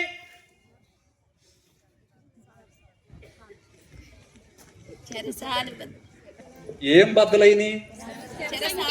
సంఖ్యలు. అంటే వాళ్ళు ఎక్కడున్నారు? ఓహో మీకు ఇలాగే చెప్పాలా? కేకలేసి అర్థం అవట్లేదా? ఓకే, నా ప్యాటర్న్ కొంచెం అలా వెళ్ళిపోతా. నేను అరుస్తూ వెళ్ళినప్పుడు మీరు ఏదో, నాకు మా చర్చిలో రివైవల్ పెంచుకొచ్చి నేను చెప్పేటప్పుడు మా వాళ్ళు అలా అందిస్తారు, ఇంకా నేను ఊపుగా వెళ్ళిపోతాను. మీరేంటంటే వీడు అరిచేస్తున్నాడు మళ్ళీ వెళ్ళిపోతాడేమో అని తగ్గించేస్తున్నారు. ఓకే, మీకు తగినట్టే చెప్తానులే. ఎక్కడున్నాం మనం? ఎక్కడ అరిసాడు? ఆరాధన ఎక్కడ చేశాడు? చెరసాల సంఖ్యలు ఏమి చేయబట్టి తెలుసా? దేవుడు తన దూతను ఎక్కడికి పంపించాడు? చెరసాలలోనికి. దేవుని బిడ్డలు ఎక్కడ ఉంటే అక్కడికి దేవుడు ఏం పంపిస్తాడో తెలుసా? తన దూతలను పంపిస్తాడు. క్రీస్తు సువార్త సభలు దేవుడు నీ దగ్గరికే ఏం తీసుకొచ్చాడు? సువార్తను తీసుకుని వచ్చాడు. దేవుడు నీకే ప్రకటిస్తున్నాడు ఏంటంటే నీవు ఏ పరిస్థితుల్లో ఉన్నా సరే అక్కడికి దేవుడు ఎవరిని పంపిస్తాడో తెలుసా? ఎవరిని పంపిస్తాడు? నీవు ఎక్కడ ప్రార్థించినప్పుడు నిబంధన స్థలములో నీ కాళ్ళు ఏమవ్వాలో తెలుసా? ఏమవ్వాలి? పొట్టు చీరలు కడితే కొన్నిసార్లు మోకరిళ్ళకు పోవచ్చు, ఎందుకనంటే నలిగిపోతాయి అని. నీవు ఏ పరిస్థితుల్లో ఉన్నా అక్కడికి వెళ్ళి ఏం చేయాలి? నీవు మోకరించినప్పుడు నిబంధన స్థలము దగ్గరికి దేవుడు ఎవరిని పంపిస్తాడు తెలుసా? తన దేవ దూతలను పంపించేటువంటి దేవుడు మనం ఆరాధిస్తున్నటువంటి దేవుడు. ఆ సువార్తనే నేను అక్కడి నుంచి ఇక్కడికి మోసుకుని వచ్చాను.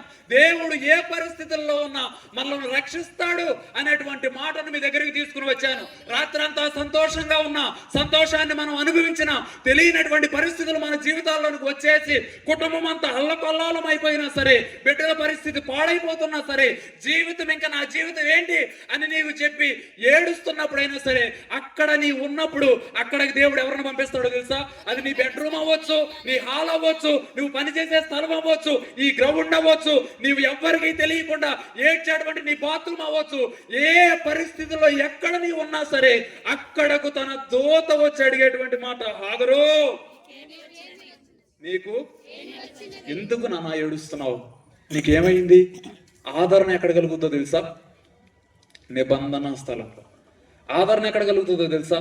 దేవుని దగ్గర మాత్రమే కలుగుతుంది. ఇప్పుడు దేవుని దగ్గరకు వచ్చిన తర్వాత ఆమెకు వస్తున్నటువంటి ఒక అభయహస్తం, హాగరు నీకేమి వచ్చినది, భయపడకుము. ఇది మాట. హల్లెలూయా. ఎంతమంది ఉన్నారు హాగరుతో? ఎంతమంది ఉన్నారు? ఎవరు లేరు, ఒకటని చెప్పండి. కుమారుడు అక్కడ ఉన్నాడు, హాగరు ఎక్కడ ఉంది? ఎక్కడ ఉంది? ఏం చేస్తుంది? ఏడుస్తుంది. ఎక్కడుంది? అరణ్యంలో ఉంది. ఇంట్లోనే మీ ఆయన ఒక నైట్ రాకుండా చిన్నపిల్లలు వేసుకుని మిమ్మల్ని పడుకోమంటే కరెంటు పోయేయన్న గజ్జలు మీకు వినిపిస్తే పరిస్థితి ఏంటి చెప్పండి? ఇప్పుడు నవ్వుతున్నారు, అప్పుడు నవ్వరు. ఇప్పుడు జనాలు ఉన్నారు కాబట్టి పర్లేదులే, పక్క కూర్చోండి, కప్పుకొని పట్టేసుకోవచ్చు, లైట్లు ఆరిపోయినా సరే పక్కన పట్టుకుని గట్టిగా ఉండొచ్చు అని. ఆ సమయంలో పరిస్థితి ఏంటి? అప్పుడు మీ ఆయన ఫోన్ చేసి భయపడమాకు అంటే, నేను ఇన్వైటర్ పెట్టమని ముందే చెప్పా, అదన్నా పెట్టుంటే లైట్ వెలిగేది. నువ్వు చేసిన పనికి నాకేమైంది? మళ్ళీ భయపడద్దని చెప్పడం ఒకటి అని చెప్పి భయం కలిగిద్దా కలగదా? ఆమె ఎక్కడుంది? ఇంట్లో కాదు. ఇంట్లో అంటే తాళం వేసుకుని ఉండొచ్చు, సీసీ కెమెరాల్లో చూసుకోవచ్చు, ఫోనుల్లో ఎవరు వస్తున్నారని చూడొచ్చు. కానీ ఆ టైంలో అవేవి లేవు. అరణ్యంలో ఉంది, భయపడుతూ ఉంది, ఏడుస్తూ ఉంది, రక్షణ లేక ఉంది. కుమారుడు చనిపోవడానికి సిద్ధంగా ఉన్నాడు, భర్త వదిలేశాడు, ఇంకేం చేయాలో తెలియదు. ఇంకా కొంచెం టైం ఆగితే పిల్లోడు చనిపోతాడు, ఇంక కొంచెంసేపు ఆగితే ఏడ్చి ఏడ్చి నేను నవ్వి కాదు ఎలా చనిపోతాను? ఏడ్చి. ఎందుకంటే ఎలా ఏడుస్తుంది? ఎలుగెత్తి ఏడుస్తుంది. ఇలా ఎలుగెత్తి ఏడ్చి ఏడ్చి ఏడ్చి నేనేమైపోతాను? చనిపోతాను. ఇప్పుడు దేవునితో వచ్చి చెప్తుంది, నీవేమవ్వద్దు. ఎలా ఉండదు ఇప్పుడు మీకు? మనమే హాగరైతే ఎలా ఉంటుంది? భయ ఏం చెప్పావు? నేనున్నది ఎక్కడ?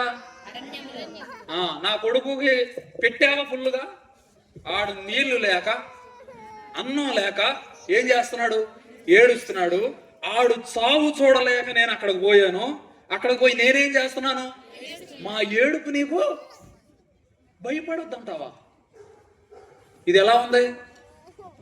ఎలా ఉంది? జోక్గా ఉంది. ఇంత బాధలో ఉంటే వచ్చి ఓదార్చాల్సింది పోయి ఏం చెప్తున్నాడు?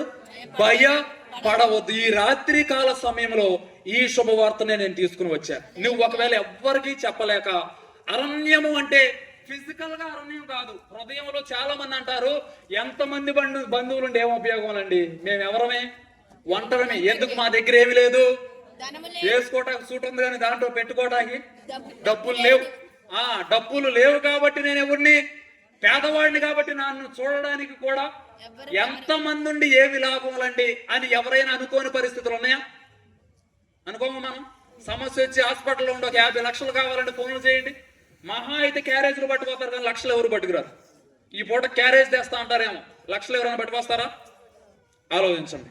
ఆ పరిస్థితుల్లో ఉన్నప్పుడు, ఆ దుఃఖంలో ఉన్నప్పుడు దేవుని యొక్క ఆదరణ ఆమె దగ్గరికి వచ్చి చెప్తుంది, నీకు ఏమి వచ్చింది? ఈ రోజు దేవుడు మనల్ని అడుగుతున్న ప్రశ్న, నీవు ఎలా ఉన్నా, ఒకవేళ ఏడ్చే స్థితిలో దేవుని దగ్గర, అయ్యా నా పరిస్థితి ఏంటయ్యా, నా భర్త పరిస్థితి ఏంటయ్యా, నా బిడ్డల పరిస్థితి ఏంటయ్యా అని ఒకవేళ నువ్వు దేవుని సన్నిధిలో ఏడుస్తూ ఉంటే, దేవుడి రాత్రి నేను అడుగుతున్నటువంటి మాట, నీకు అమ్మా నీకేమైందమ్మా, భయపడవద్దు అని ఆయన చెప్పాడు. భయపడవద్దు. తర్వాత చెప్పాడు, ఆ చిన్నవాడు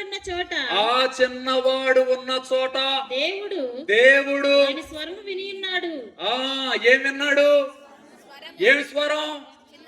చిన్నవాని స్వరం. ఎవరు విన్నారో తెలుసా? దేవుడు విన్నాడు. విన్నటువంటి ఆయన నిశ్శబ్దంగా ఉన్నాడా? లేదు. ఎవరిని పంపించేశాడు? తన దూతను పంపించాడు. తన దూతతో చెప్పిస్తూ ఉన్నాడు, విన్నాడు. చదవడం తర్వాత విన్న నీవు తర్వాత లేచి నీవు లేచి ఆ చిన్నవాణ్ణి లేవనెత్తి ఆ చిన్నవాడిని లేవనెత్తి నీ చేత పట్టుకొనుము. అది ఇప్పుడు నువ్వేమైపోయావు? వాడిని ఏం చేసావు? పడేసావు. వాడిని ఏం చేసావు? వదిలేసావు. నువ్వు కూడా ఏమైపోయావు? కృంగిపోయావు. కృంగిపోవడం అంటే కింద కొప్పు కూలిపోయావు. ఇప్పుడు ఫస్ట్ నువ్వేం చేయాలో తెలుసా? ఏం చేయాలో తెలుసా? లేవాలి. చాలా మందికి ఈ ధైర్యమే లేదు. కృంగిపోయిన తర్వాత ఏమైపోయి ఉంటున్నారు? పడిపోయే ఉంటున్నారు. అందుకే యెషయా గ్రంథంలో చూడాల్సిన అవసరం లేదు. లెమ్ము, తేజరిల్లుము. అది దేవుని యొక్క వెలుగు మన మీదకి రావాలంటే మనం ఏం చేయాలి? ఫస్ట్ లేవాలి. హాగర్ ఏమైపోయింది? గొప్ప కూలిపోయినటువంటి పరిస్థితుల్లోంచి ఏం చేసింది? లేవాలి. నువ్వు లేవడం మాత్రమే కాదు, ఎవరిని లేపాలి? ఆడు ప్రశాంతంగా ఉన్నవాడిని పడేసింది ఎవరు? ఆడిని పడేసింది ఎవరు? కాబట్టి నువ్వు లేగాలి. నువ్వు లేవటం మాత్రమే కాదు, మళ్ళీ ఎవరిని లేపాలి? కుమారుణ్ణి లేపి తర్వాత నీ చేత పట్టుకొనుము. ఆ చేత పట్టుకొని వాణ్ణి గొప్ప జనముగా చేసేదనని ఆమెతో అనెను. మరియు దేవుడు ఇప్పుడు చెప్పండి, ఇప్పుడు చెప్పండి. హాగర్ని అబ్రహాం ఏం చేశాడు? పంపేస్తాడు. నువ్వు ఎక్కడ వద్దు అని పంపించేశాడు. ఏమిచ్చి పంపించేశాడు? ఆహారం నీళ్ళు ఇచ్చి పంపించేశాడు. ఎక్కడికి వెళ్ళిపోయింది ఇప్పుడు? అరణ్యంలో ఉంది. అరణ్యంలో కుమారుడు చావు చూడలేక ఎక్కడికి వెళ్ళిపోయింది? దూరంగా వెళ్ళిపోయింది. దూరంగా వెళ్ళి ఏం చేస్తుంది? ఏడుస్తుంది, గట్టి గట్టిగా ఏడుస్తుంది. ఇప్పుడు దేవుడు ఏం చేశాడు? వచ్చాడు, తన దూతను పంపించాడు. దేవుడు ఏం చెప్పాడు? ఒకటి, నీకేమైంది అన్నాడు. సరే తెలియదేమోలే, దేవుడు కాదుగా దూత గాని చెప్పింది. తర్వాత ఏం చెప్పాడు? భయపడొద్దు అన్నాడు. ఇక్కడ వరకు బాగానే ఉంది. ఇప్పుడు వాడికి అవసరమైంది ఏంటి? ఏంటి? కరెక్ట్ గా చెప్తున్నారు మీరు, లైన్ లో ఉన్నారు. మా వాళ్ళ కన్నా కరెక్ట్ ఫామ్ లోకి వచ్చారు. ఏం కావాలి? అక్క చెప్పారు, ఆహారం కావాలి. ఇంకో నీళ్లు కూడా. అబ్బా ఇటు చెప్తారేమో నీళ్ళు అనుకున్నాను, ఇద్దరు రెండు వీళ్ళే చెప్పారు. ఆహారం కావాలి, నీరు కావాలి. ఇప్పుడు వారికి అవసరమైంది ఏంటి? అదేనమ్మా, వెనక ముందు కొద్ది గట్టిగా చెప్పండి. ఆహారం, నీళ్లు, ఈ రెండు కదా అవసరం. ఏం చెప్తున్నాడు? నీ కొడుకుని గొప్ప. ఎలా ఉంటది? ఇప్పుడు బతకటాకు ఒకటి లేదు కానీ ఏం చేస్తాడంట? అసలు ఇప్పుడు నాకు అవసరమైంది ఏంటి? కానీ ఏమిస్తానంటున్నాడు? సంబంధం ఉందా? అసలు జన్మ అవ్వాలంటే నేను ఏమవ్వాలి? ముందు ఇక్కడ బతకాలి అయ్యా. అసలు బతికేలేదు, చచ్చిపోవడానికి దగ్గర ఉంటే మళ్ళీ నేను ఏం చేస్తాను అంటున్నాడు.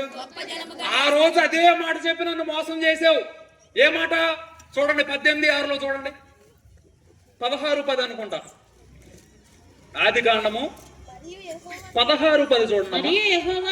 మరి యెహోవా దూత నీ సంతానమును 8 కూడా చదవండి ఒకసారి. 8 శారాదాసి అయిన హాగరు, ఎక్కడి నుంచి వచ్చావు? ఎక్కడికి వెళ్తున్నావు? అడుగునందుకు అది నా యజమానురాలైన శారా యొద్ద నుండి ఏమైపోతున్నాను? నేను పారిపోతున్నాను. ఎందుకంటే శారా పెట్టే టార్చర్ నేను ఏం చేయలేకపోతున్నాను, భరించలేక పారిపోతున్నా. తర్వాత అప్పుడు యెహోవా దూత నీ యజమానురాలు యొద్దకు తిరిగి వెళ్ళి ఆమె చేతి క్రింద అణిగి ఉండమని దానితో చెప్పెను. మరియు యెహోవా దూత నీ సంతానమును నిశ్చయముగా విస్తరింపజేసేదను. హల్లెలూయా, హల్లెలూయా. ఉన్నటువంటి చనిపోయే స్థితిలో ఇప్పుడు 21వ అధ్యాయము ఈ వచనంలో కూడా ఏమి గుర్తు చేస్తున్నాడో తెలుసా? ఏం చెప్పాడు? నీ కుమారుడిని 16:10 ఏం చెప్పాడు? నీకు కావాల్సింది ఇస్తానని చెప్పట్లా.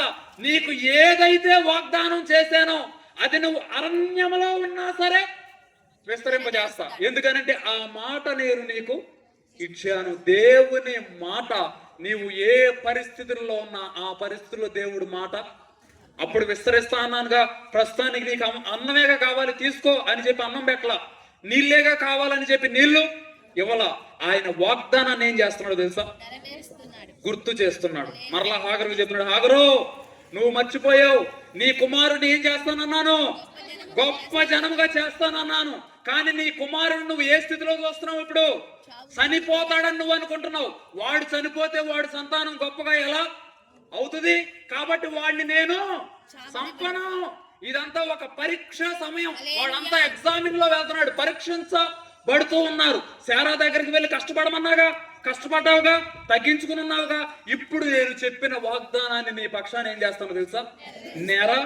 వేరుస్తాను. అదే మాట చెప్తున్నాడు హాగరుతో. హాగరు, నీకేమొచ్చింది? భయపడవద్దు. తర్వాత చెప్తున్నాడు, నీ కుమారుణ్ణి చేసేదను అనెను. మరియు దేవుడు ఆమె కన్నులు తెరచినందున ఆమె నీళ్ల ఊట చూచి వెళ్ళి ఆ తిత్తెను నీళ్లతో నింపి చిన్నవాడికి త్రాగనిచ్చాను.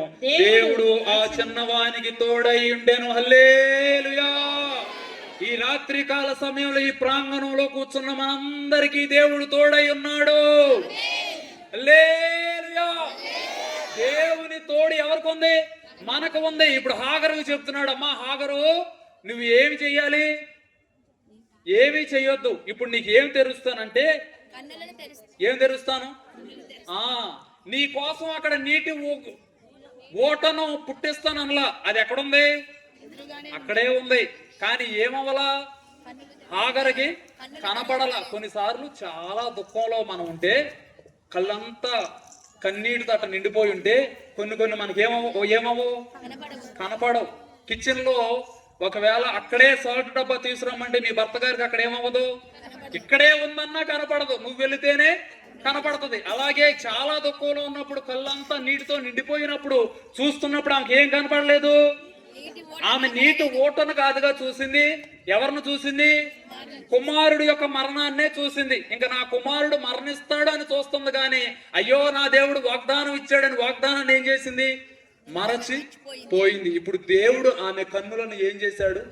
తెరచి ఏం చూపించాడు అంటే, పరిష్కారం ఎక్కడుంది? పక్కనే ఉంది. కానీ హాగర్కి ఏమవ్వలా? మనందరికి ఏం కనపడతాయో తెలుసా? సమస్య కనపడద్దు. ఏం కనపడదు? పరిష్కారం చెప్పాలి మీరు అందరూ. ఏం కనపడదు? ఏం కనపడుతుంది? సమస్య. ఆమెకి ఏం కనపడింది? కుమారుడు చనిపోతున్నాడు, నేను అరణ్యంలోనికి వచ్చేసాననే కనపడుతుంది. కానీ ఈ అరణ్యంలోనైనా ఏదన్నా ఉందేమో అని ఎతికిందా? లేదు. అక్కడ పరిష్కారం కోసం ఎతకనే చాలా మంది ఈ రోజుల్లో యవనస్తులు, కుటుంబాలు, వీళ్ళు ఉన్న వాళ్ళు కూడా పరిష్కారం ఉన్న దాని వైపు వెతకడం లేదు. దేనికి వెళ్ళిపోతున్నారు? ఇక చనిపోవడమే దానికి పరిష్కారం. 10th లోనో ఇంటర్లోనో మంచి మార్కులు రాలేదు, పాస్ అవ్వలేదు, ఇప్పుడు ఏం శరణ్యం? సావే. మంచి ఉద్యోగం రాలేదు, ఏం శరణ్యం? ఇంకా నా పిల్లలు నన్ను చూడటం లేదు, ఏంటిది? కానీ చావు పరిష్కారము కానే కాదు. దేవుడు సమస్య పక్కనే ఏం పెట్టాడు? పరిష్కారాన్ని కూడా పెట్టాడు. చావు పక్కనే ఏం పెట్టాడు? జీవాన్ని కూడా పెట్టాడు. మరణాన్ని పక్కనే జీవం కూడా. గుడ్ ఫ్రైడేకి అందరూ అనుకున్నారు ఆయన ఏమేసేసాం? అవలా ఉండు. ఒక్కరోజు గడవగానే ఆదివారం ఏమవుతాడు ఆయన? ఆయన చనిపోయిన పరిస్థితుల్లోంచి కూడా మరణములో ఏమి తీసుకుని వస్తాడో తెలుసా? పునరుత్థాన దినము నేను చెప్పాను, యెహెజ్కేలు గ్రంథంలో ఆయన ఎముకలను ఎలా చేశాడు? జీవముతో నింపాడు. జీవముతో నింపినటువంటి వాటిని ఎలా చేశాడు? సైన్యముగా చేశాడు. ఇక్కడ జరుగుతున్నది అదే. మరణము ఉన్నది, మరణము పక్కనే ఏముంది? కుమారుడు మరణాన్ని ఆమె చూస్తుంది కానీ ఏం చూడటం లేదు? జీవాన్ని చూడటం లేదు. సమస్యను చూస్తుంది కానీ ఏం చూడటం లేదు? పరిష్కారాన్ని చూడటం లేదు. ఈ రోజుల్లో చాలా మంది ఇక నాకు మరణమే శరణ్యం అని ఎందుకు వెళుతున్నారంటే, వారికి సమస్య కనబడినంత క్లియర్ గా ఏమి కనపడటం లేదంటే పరిష్కారము కనపడడం లేదు. వారి చావులోనే ఎందుకు పడిపోతున్నారు అంటే, వారు నిబంధన స్థలానికి వచ్చి ప్రార్థన చేయడం లేదు. ఇప్పుడు హాగర్ ఇంకా చనిపోతాడు అనుకుని ప్రార్థన చేయకపోతే బ్రతికేవాడా? ఏం బ్రతికేదా? ఇప్పుడు ఇది ఈ నీళ్ల ఓట ఎలా కనిపించిందంటే, ఆమె ఏం చేయడం ద్వారా కనిపించింది చెప్పాలి, అవునా? దేవుని సన్నిధిలో ఎలుగెత్తి ఏడవడం ద్వారా ఆమెకి ఏం కనిపించింది? పరిష్కారం కనిపించింది. మరణంలో ఏం కనిపించింది? జీవం కనిపించింది. అక్కడ ఇంకా నాకు బ్రతకడానికి అవకాశమే లేదు అనుకున్న చోట జీవాన్ని కలుగు చేసినటువంటి దేవుడు మనకు ఉన్నాడు. ఉరి తెంపబడింది. మనము తప్పించుకొని ఉన్నాము. భూమిని ఆకాశమును సృజించినటువంటి దేవుని వలన మాత్రమే నీకు ఈరోజు సహాయం. ఈ రోజు కూర్చున్నటువంటి నీకు యేసులో మాత్రమే పరిష్కారం. దేవునిలో ఉంటే మాత్రమే మనకేముంది?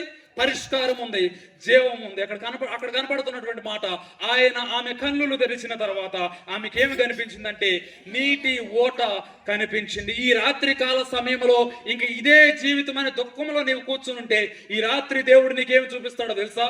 నీటి ఓటను చూపిస్తాడు. చూపించాలంటే ఏం తెరవాలి? కన్నులు తెరవాలంటే ఎక్కడికి రావాలి?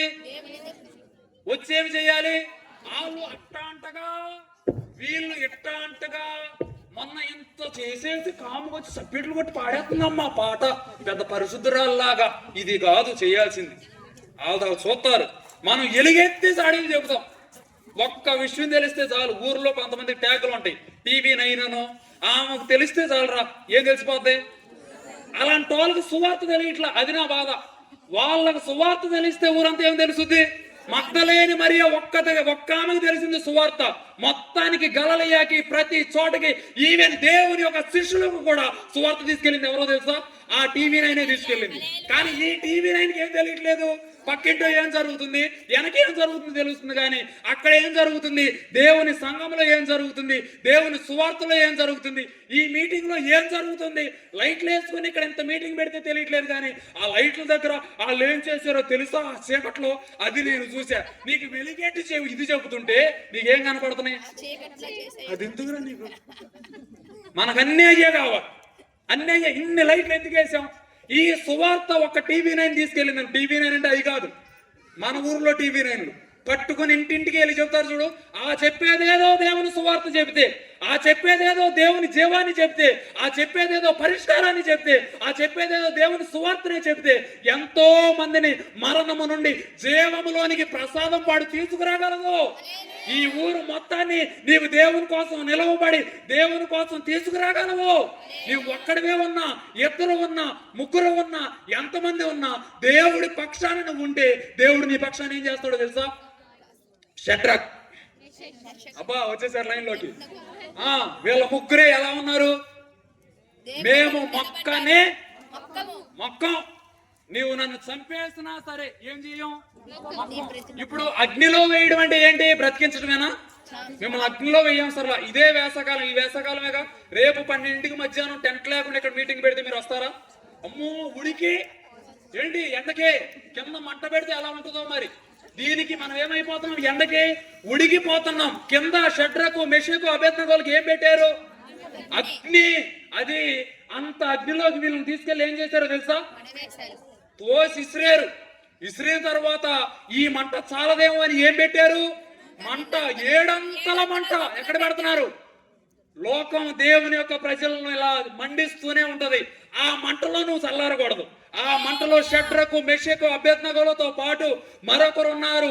ఆయనే ప్రభు అయిన యేసు క్రీస్తు వారు. నీవు అరణ్యములో ఉండు, అగ్నిగంధకములో ఉండు, చెరసాలలో ఉండు, ఏ ప్రదేశంలో అయినా ఉండు, నీవు దేవునిని కలిగి ఉంటే ఆ ప్రదేశంలో నీతో కూడా ఎవరుంటారు? దేవుడు ఉంటాడు. దేవుడు నీతో పాటు ఉన్నాడంటే నీవు ఆ దేశాన్ని, ఆ ప్రపంచాన్ని, ఆ రాష్ట్రాన్ని, ఆ ఊరిని దేవుని కోసం పట్టుకొని తీసుకొచ్చేయాలంతే. షడ్రకు, మెషకు, అబేద్నగో ముగ్గురు అక్కడ నిలవబడ్డారు. అగ్నిలో కాలిపోతూ ఉన్నారు. కాలిపోతూ వారు నవ్వుకుంటూ దేవునితో సహవాసం చేసి బయటకు వచ్చిన తర్వాత ఇప్పుడు ఆయనతో చెప్తుంటే అంటున్నాడు, ఈ రోజు నుంచి మీరందరూ ఎవరిని ఆరాధించాలి? వీరి దేవుడే. ఎంతో మంది వచ్చారు. నిలబడింది ఎంతమంది? షడ్రకు, మెషకు, అబేద్నగో. ఎంత అగ్ని అయినా మేమేమో జడియం, బెదరం, తగ్గం. దేవుని సన్నిధిలో మేము ఉండి తీరుతాం. పోయిన సంవత్సరం అక్టోబర్ నెలలో మా సంఘంలో మీటింగ్స్ పెట్టినప్పుడు, కరెక్ట్ అక్టోబర్ నెల, మేము తుఫాను, విపరీతమైన తుఫాను వచ్చే 3 రోజుల్లోనే మా సభలు 29, 30, 31 ఆ 3 రోజులు మేము సభలు ప్రకటించిన తర్వాత తుఫాను వచ్చేస్తుంది, ఇంకా జరగదన్నారు మా సంఘ సభ్యులు కొంతమంది. కానీ విశ్వాసంతో మేము అక్కడ ఉన్నప్పుడు మా ప్రదేశంలో 3 రోజులు తుఫాను ఆపేశాం. అక్కడ వారు దేవుని కోసం నిలవబడ్డారు ముగ్గురు. ఆ ముగ్గురు ఏం చేశారు తెలుసా? రాజే వచ్చి చెప్తున్నాడు, వీరి దేవుడే నిజమైన దేవుడు. కాబట్టి ఇప్పుడు వరకు మీకు వంగినటువంటి మోకాళ్ళన్నీ ఎక్కడ వంగాలి? ఇంకా నా ముందు వంగడానికి లేదు. ఎక్కడ వంగాలి? ముగ్గురి యొక్క ధైర్యం ఒక దేశాన్ని ఎక్కడికి తీసుకొచ్చేసిందో తెలుసా? ఎంతమంది ఇక్కడ మనం ఉన్నాం కదా, మనందరము దేవుని కోసం అదే విధంగా రగిలితే దేవుని కోసం ప్రసాదం పడిన తేగలమా? తేలేమా? కష్టమేమీ కాదు, కానీ నిలవబడటమే కష్టం. మనందరికీ సమస్యలే ఉన్నాయి కానీ పరిష్కారం మనం చూడలేకపోతున్నాం. ఈ రాత్రి దేవుడు నిన్ను సమస్యతో పంపించడు. అనుకోని సమస్యలు నీ మీదకు వచ్చి పడినా ఈ రాత్రి దేవుడు నీకు పరిష్కారాన్ని ఇచ్చే పంపిస్తాడు. నీకు నీటి ఓటను చూపించే పంపిస్తాడు. మరణంలో జీవాన్ని ఇచ్చే పంపిస్తాడు. సమస్యలో సంతోషాన్ని ఇచ్చే పంపిస్తాడు. మారాన్ని మధురంగా చేసే పంపిస్తాడు. ఇక నా బిడ్డలు పాడైపోతారన్నప్పుడు వారిని గొప్ప జనముగా చేసే చూపిస్తాడు. హల్లెలూయా, హల్లెలూయా, హల్లెలూయా. దేవుని సన్నిధిలో మనం నిలవబడినప్పుడు, దేవుని కోసం రోషము కలిగినవి ఉన్నప్పుడు, దేవుడి నీ కోసం దేనినైనా మార్చగలిగిన సమర్థుడు. హల్లెలూయా, హల్లెలూయా. దేవుడి యొక్క రాత్రి కాల సమయంలో మనతో ఎలా ఉన్నాడు? తోడై ఉన్నాడు. హాగరుకు తోడైన దేవుడు ఈ రాత్రి నీకు తోడై ఉన్నాడు. షడ్రకు మెషకు అబేద్నెగోలకు తోడై ఉన్న దేవుడు ఈ రాత్రి నీకు కూడా తోడై ఉన్నాడు. అబ్రహాము, ఇస్సాకు, యాకోబుల దేవుడిని నీవు ఆరాధించే దేవుడు, అదే దేవుడు నీకు కూడా. హల్లెలూయా, హల్లెలూయా. ఓ గొప్ప పర్వతమా జరు నడ్డగింపదు, ఓ గొప్ప వెళ్ళిపోయారు మార్కెస్ట్ వాళ్ళు. బాబేలు అడ్డగించదు నీవనేను మార్చేదను ఎంత దాత్రపు దానవు. సార్ వచ్చేది ఆర్కెస్ట్రా వాళ్ళు ఇంటికి వచ్చి రండి, మేము పాడుతూ ఉంటాం. మారేదావు శక్తి చేత ఇది కాదనేను. హల్లెలూయా. ఇది ఎలా కాదు? శక్తితో కాదు. ఇది ఎలా కాదు? బలముతో కాదు. ఇది ఎలా జరుగుతుందంటే దేవుని యొక్క ఆత్మతోనే జరుగుతున్నది. హల్లెలూయా. దేవుని యొక్క సువార్తని ఇక్కడికి తీసుకుని వచ్చాం. దేవుని యొక్క ఆత్మ ఎక్కడ ఉన్నది? ఇక్కడ ఉన్నది. నీకు సమస్యను చూస్తున్నావు. ఈ రాత్రి దేవుడు నీ కన్నులు తెరిచి పరిష్కారాన్ని చూపించి పంపిస్తాడు. నమ్మిన వాళ్ళంతా చెప్పండి హల్లెలూయా. ఆనందం వచ్చేయాలండి. ఆనందం గట్టిగా. నా ప్రియుని స్వరం, నా స్వరం కాదు, హరిసరిసు నాది పొంగిపోయింది. హారం ప్రియుని ఆనందం పొంగిరిపోతుంది. కొంచెం పాడినాం గట్టిగా. వచ్చిన వాళ్ళంతా స్వరం అయితే పాడలే. ముఖము మనోహారం ప్రియుని ముఖము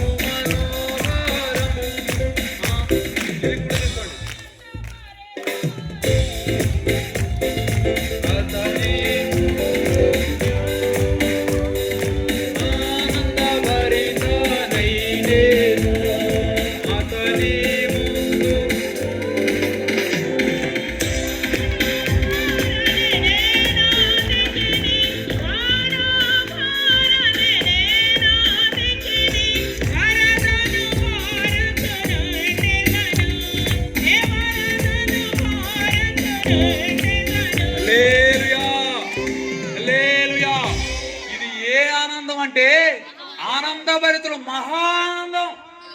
హాగరుకు వచ్చింది మహా దుఃఖం వచ్చింది. దేవుడు ఏమిచ్చాడో తెలుసా?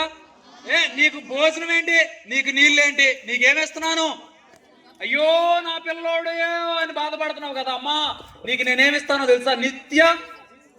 నిత్య మీరు ఇచ్చే కిన్లే బాటిల్ వాటర్ తాగితే మళ్ళీ నీళ్ళు అమ్మవచ్చు, కానీ నేనిచ్చు నీళ్లు తాగువాడు. ఏ నీళ్ళు అయ్యి?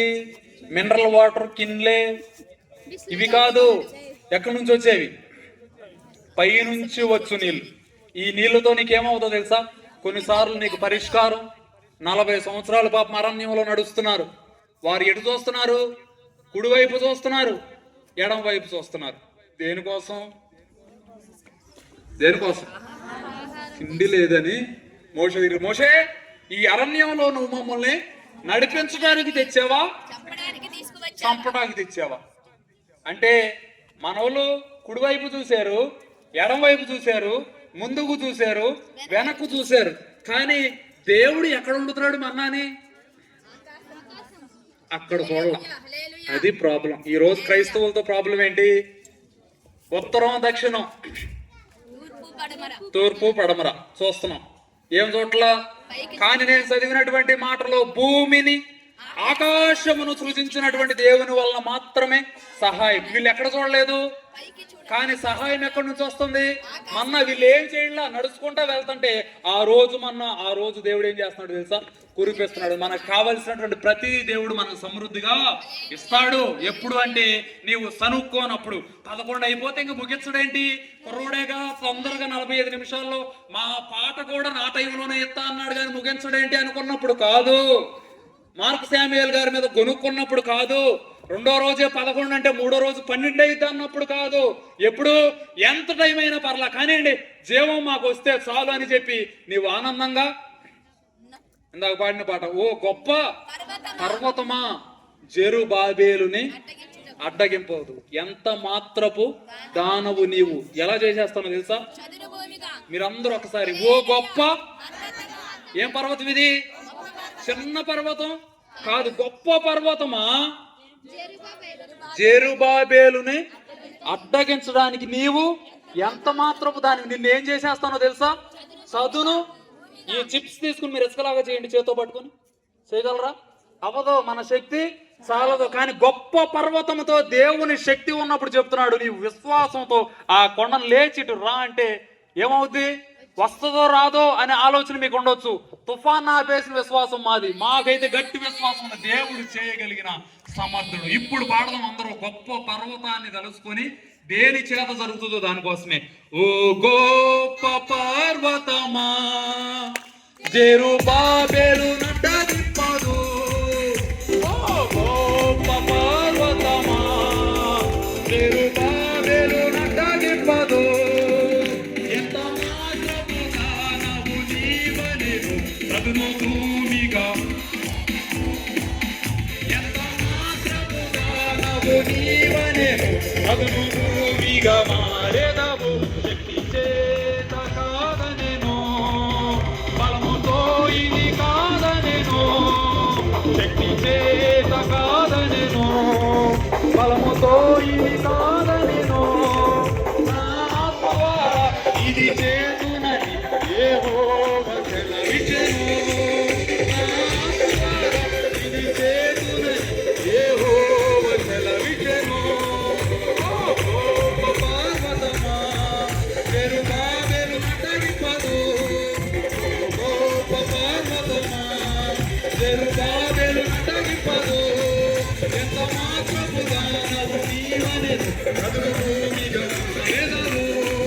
ఎంత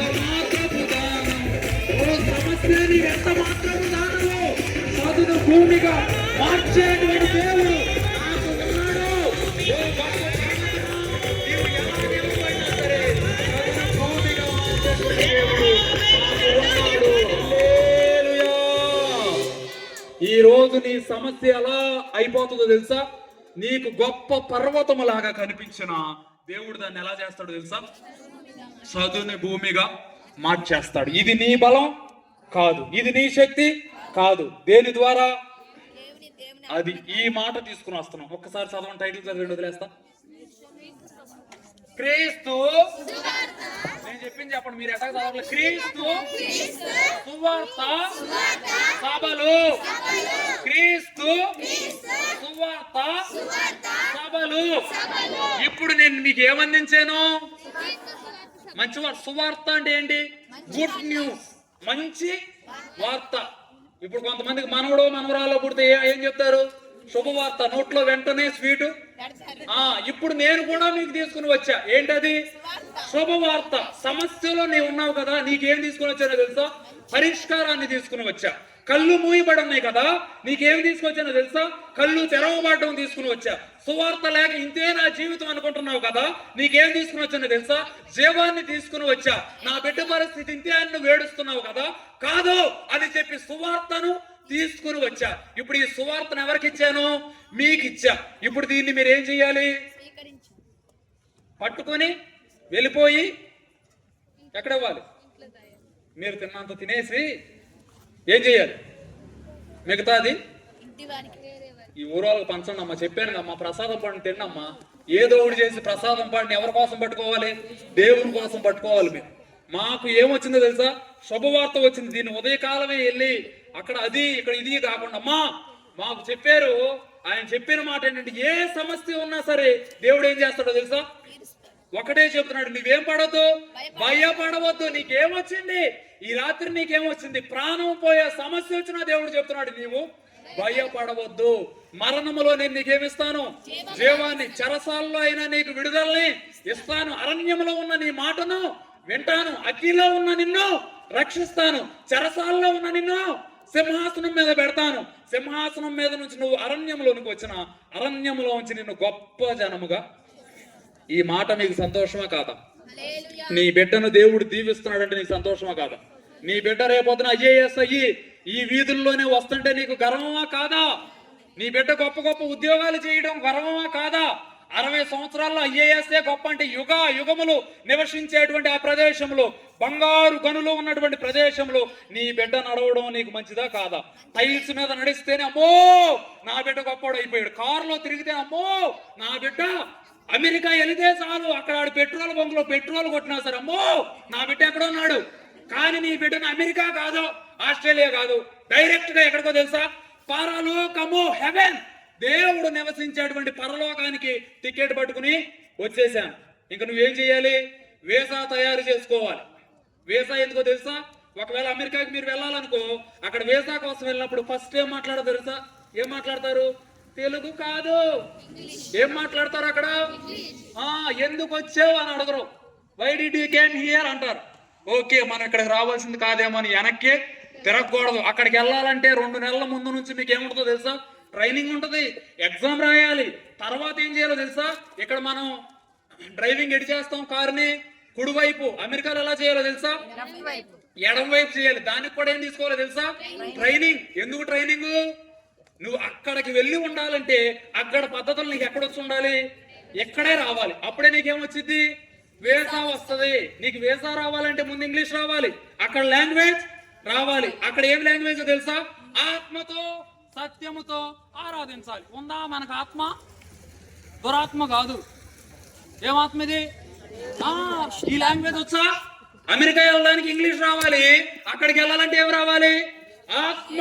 నేను ఏసుకెళ్ళ గ్రంథంలో దినాల్లో మా వాళ్ళకి చెప్పాను, దేవుడు ఆత్మవశుడు అయిపోయాడు అంట. అనగా ఏ లాంగ్వేజ్ రావాలి? ఆత్మ లాంగ్వేజ్ రావాలి మనకి. ఎక్కడికి వెళ్ళాలంటే? అమెరికా వెళ్ళాలంటే ఇంగ్లీష్ వస్తే చాలు, అక్కడికి వెళ్ళాలంటే ఆత్మతో ఉండాలి. రెండవది, అక్కడికి వస్తే డ్రైవింగ్ ఎటు నుంచి రావాలో ఇక్కడే ట్రైనింగ్ తీసుకోవాలి. తీసుకుంటేనే అక్కడ నిన్ను యాక్సెప్ట్ చేస్తారు. తర్వాత నీవు ఎగ్జామ్ కూడా రాయాలి. పర్లేదులే, ప్రపంచంలో ఒకటే కానీ వెళ్ళిపోతానంటే అవుతా? అవదో. అక్కడ నువ్వు పెట్రోల్ బంక్ లో కొట్టాలన్నా సరే నీకు ఇక్కడేముండాలి? ఇంగ్లీష్ ఉండాల్సిందే. నువ్వు అక్కడ కనీసం పూరు గుడిసె ఏదోలే, దేవుడు మీకు బంగారు మేడలు కట్టినా నాకు ఒక పూరు గుడిసి పడేస్తాడేమోలే, పడేస్తాడు. ఎప్పుడు లాంగ్వేజ్ వచ్చినప్పుడు. ఏ లాంగ్వేజ్ అది?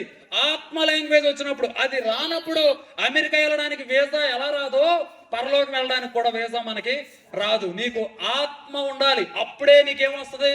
జీవం వస్తుంది. నేను జ్ఞాపకం చేస్తున్నటువంటి విషయాలు అయిపోయింది. నా టైం కరెక్ట్ గా టైం అయింది, ముగించేస్తున్నాను. నేను జ్ఞాపకం చేసినటువంటి విషయాలు, ఒకటి, హాగరు రాత్రంతా ఎలా ఉందని చెప్పాను? సంతోషంగా విందులో ఉంది. విందులో ఉన్నటువంటి హాగరు సంతోషముతో కన్నులు మూసింది. చనిపోవడానికి కాదు, నిద్రపోవడానికి. ఇది గుర్తుపెట్టుకోవాలి. మీరు నిద్రపోయింది, కన్నులు మూసిందని కానీ మనకేం గుర్తొచ్చేస్తుంది? వెళ్ళిపోయిందని. పరదేశంలో ప్రియులారా కాదు, ఇది ఇక్కడే భూలోకంలో ఏం చేసింది? నిద్రపోయింది. ఉదయకాలం ఎవరైనా మంచి కళలు రావాలనుకుంటారా, పీడ కళలు రావాలనుకుంటారా? పీడ కళ వస్తేనే ఉలుక్కుబడి లేస్తావే. పీడ కళ కాదు, నిజ జీవితంలోనే పిల్లోడి నుంచి తరిమేస్తున్నాడు అన్నం పెట్టకుండా. ఇప్పుడు అదే పరిస్థితుల్లో ఉంది, వెళ్ళిపోతుంది. అరణ్యానికి వెళ్ళిపోయింది. అనుకోని పరిస్థితి. రాత్రేమో సంతోషముతో నిద్రపోయినటువంటి ఆవిడ కన్నీటితో కళ్ళు తడిసిపోయినాయి. దేంతో తడిసినాయి? ఆనంద బాష్పాలతో కాదు. రాత్రి సంతోషం, ఉదయం దుఃఖం. అదే దుఃఖంలో లేచింది. లేచినటువంటి ఆవిడ కుమారుడిని తీసుకుని వెళ్ళి ఎక్కడ పడిపోయింది? అరణ్యంలో పడవేసింది. ఏడ్చింది. ఎక్కడ ఏడ్చింది? బెర్షెబా అంటే ఏం చెప్పాను? నిబంధన స్థలంలో. ఎలా ఏడ్చింది? ఎలుగెత్తి ఏడ్చింది. ఏడ్చి పరలోకాన్ని కదిలించింది, పరలోకం నుండి సమాధానాన్ని తీసుకుంది, చెప్పింది నీకు ఏమి. ఇదే ప్రశ్న పెట్టుకో, దేవుడు నిన్ను అడుగుతున్నాడు ఈ రాత్రి. నువ్వు ఇక్కడ చెప్పు దేవునికి నీకు ఏమైంది, అది దేవునికి చెప్పు. అది చెప్పిన తర్వాత దేవుడు చెప్తున్నాడు నీవు భయపడవద్దు, యెహోవా నీకేమై ఉన్నాడు, తోడై ఉన్నాడు. ఇదే రక్షణ నేను తీసుకుని వచ్చాను. యేసయ్య నీకు తోడై ఉన్నాడు, నీ కోసం మరణించాడు, నీ కోసం సజీవుడిగా తిరిగి లేచాడు, మరలా నిన్ను ఆయనతో కూడా తీసుకుని వెళ్ళడానికి ఆయన తిరిగి రాబోతున్నాడు. దీనికి మనం సిద్ధపడాలి. ఈ శుభవార్తను మీకు తీసుకుని వచ్చాను. సమస్య మాత్రమే కాదు, పరిష్కారాన్ని చూద్దాం. యేసులోనే పరిష్కారం, యేసులోనే చెప్పండి అమ్మ, పరిష్కారం చెప్పండి. యేసులో పరిష్కారం, ఇదే చెప్పండి, యేసులోనే. ఈ రోజు నేను చెప్పింది అది, యేసులోనే.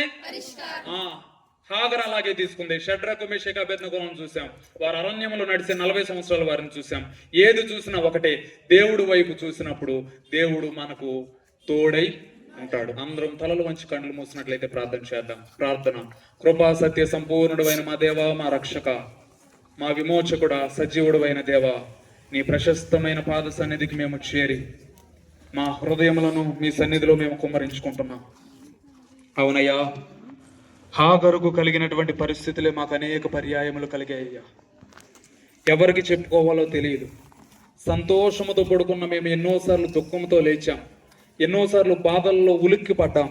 అయితే నీవు మాతో మాట్లాడుతున్నటువంటి మాట, నీవు అరణ్యంలోనికి వెళ్ళిపోయినా, నీ బిడ్డలు చావు బ్రతుకుల్లోనికి వెళ్ళిపోయినా నీకు దేవుడు తోడై ఉన్నాడు. ఈ రాత్రి మనల్ని అడుగుతున్నాడు, నీకేమైంది? నీవు భయపడాల్సినటువంటి అవసరం లేదు, ఆయన నీకు తోడై ఉన్నాడు. మనల్ని గొప్ప జనముగా నిలవబెడతాడు. అంత మాత్రమే కాదు, మనకు నీటి ఓటను చూపించి మరణములో జీవమును కలిగించేటువంటి దేవుడు. కృపా సత్య సంపూర్ణుడైన మా దేవ, మా రక్షక, నీ సన్నిధానం మేము వస్తూ ఉన్నాం. నీ వాక్యము ద్వారా ఈ రాత్రి మీరు మమ్మల్ని బలపరిచారు, అందుకై మీకు వందనాలు చెల్లిస్తూ ఉన్నాం. మేము కూడా హాగరు వలె తండ్రి, ఎటువంటి సమస్య వచ్చినా, కష్టము వచ్చినా, దుఃఖము వచ్చినా, మరణమే మా దగ్గరకు వచ్చి తలుపు కొట్టినా సరే ఎలుగెత్తి నీ నిబంధన స్థలం దగ్గర మేము మొరపెడుతున్నాం ప్రభువా. మేము ఏడుస్తున్నాం, మేము అంగలారుస్తున్నాం, మేము రోధిస్తూ ఉన్నాం ప్రభువా. మా మొరను మీరు వినండి దేవా. హాగరికి ఎలాగైతే మీరు మాట ఇచ్చారో, భయపడకుండా ఉండమని మాట ఇచ్చారో, ఎలాగైతే నేను నీకు తోడై ఉన్నాను అని చెప్పారో, అదే రీతిగా ఈ రాత్రి కాల సమయంలో మా అందరికీ తోడై నడిపించమని, ఈ 2వ రోజు వచ్చిన ప్రతి బిడ్డను మీరు దీవించండి. నీలోనే పరిష్కారాన్ని చూసేలాగా, మారాలో మధురాన్ని చూసేలాగా, దుఃఖంలో సంతోషాన్ని చూసేలాగా, మరణంలో జీవమును చూసేలాగా వారి కన్నులను మీరు తెరవండి అయ్యా. ఈ రోజు కన్నులు తెరవబడిన వారిగా వారి గృహాలు వారు చేరాలి. అట్టి కృపను మీరు వారికి దయచేయమని, వచ్చిన ప్రతి బిడ్డను మరొక పర్యాయం నీ పాద సన్నిధికి సమర్పిస్తూ యేసు నామమున అడిగి వేడుకొంచున్నాము తండ్రి, ఆమేన్.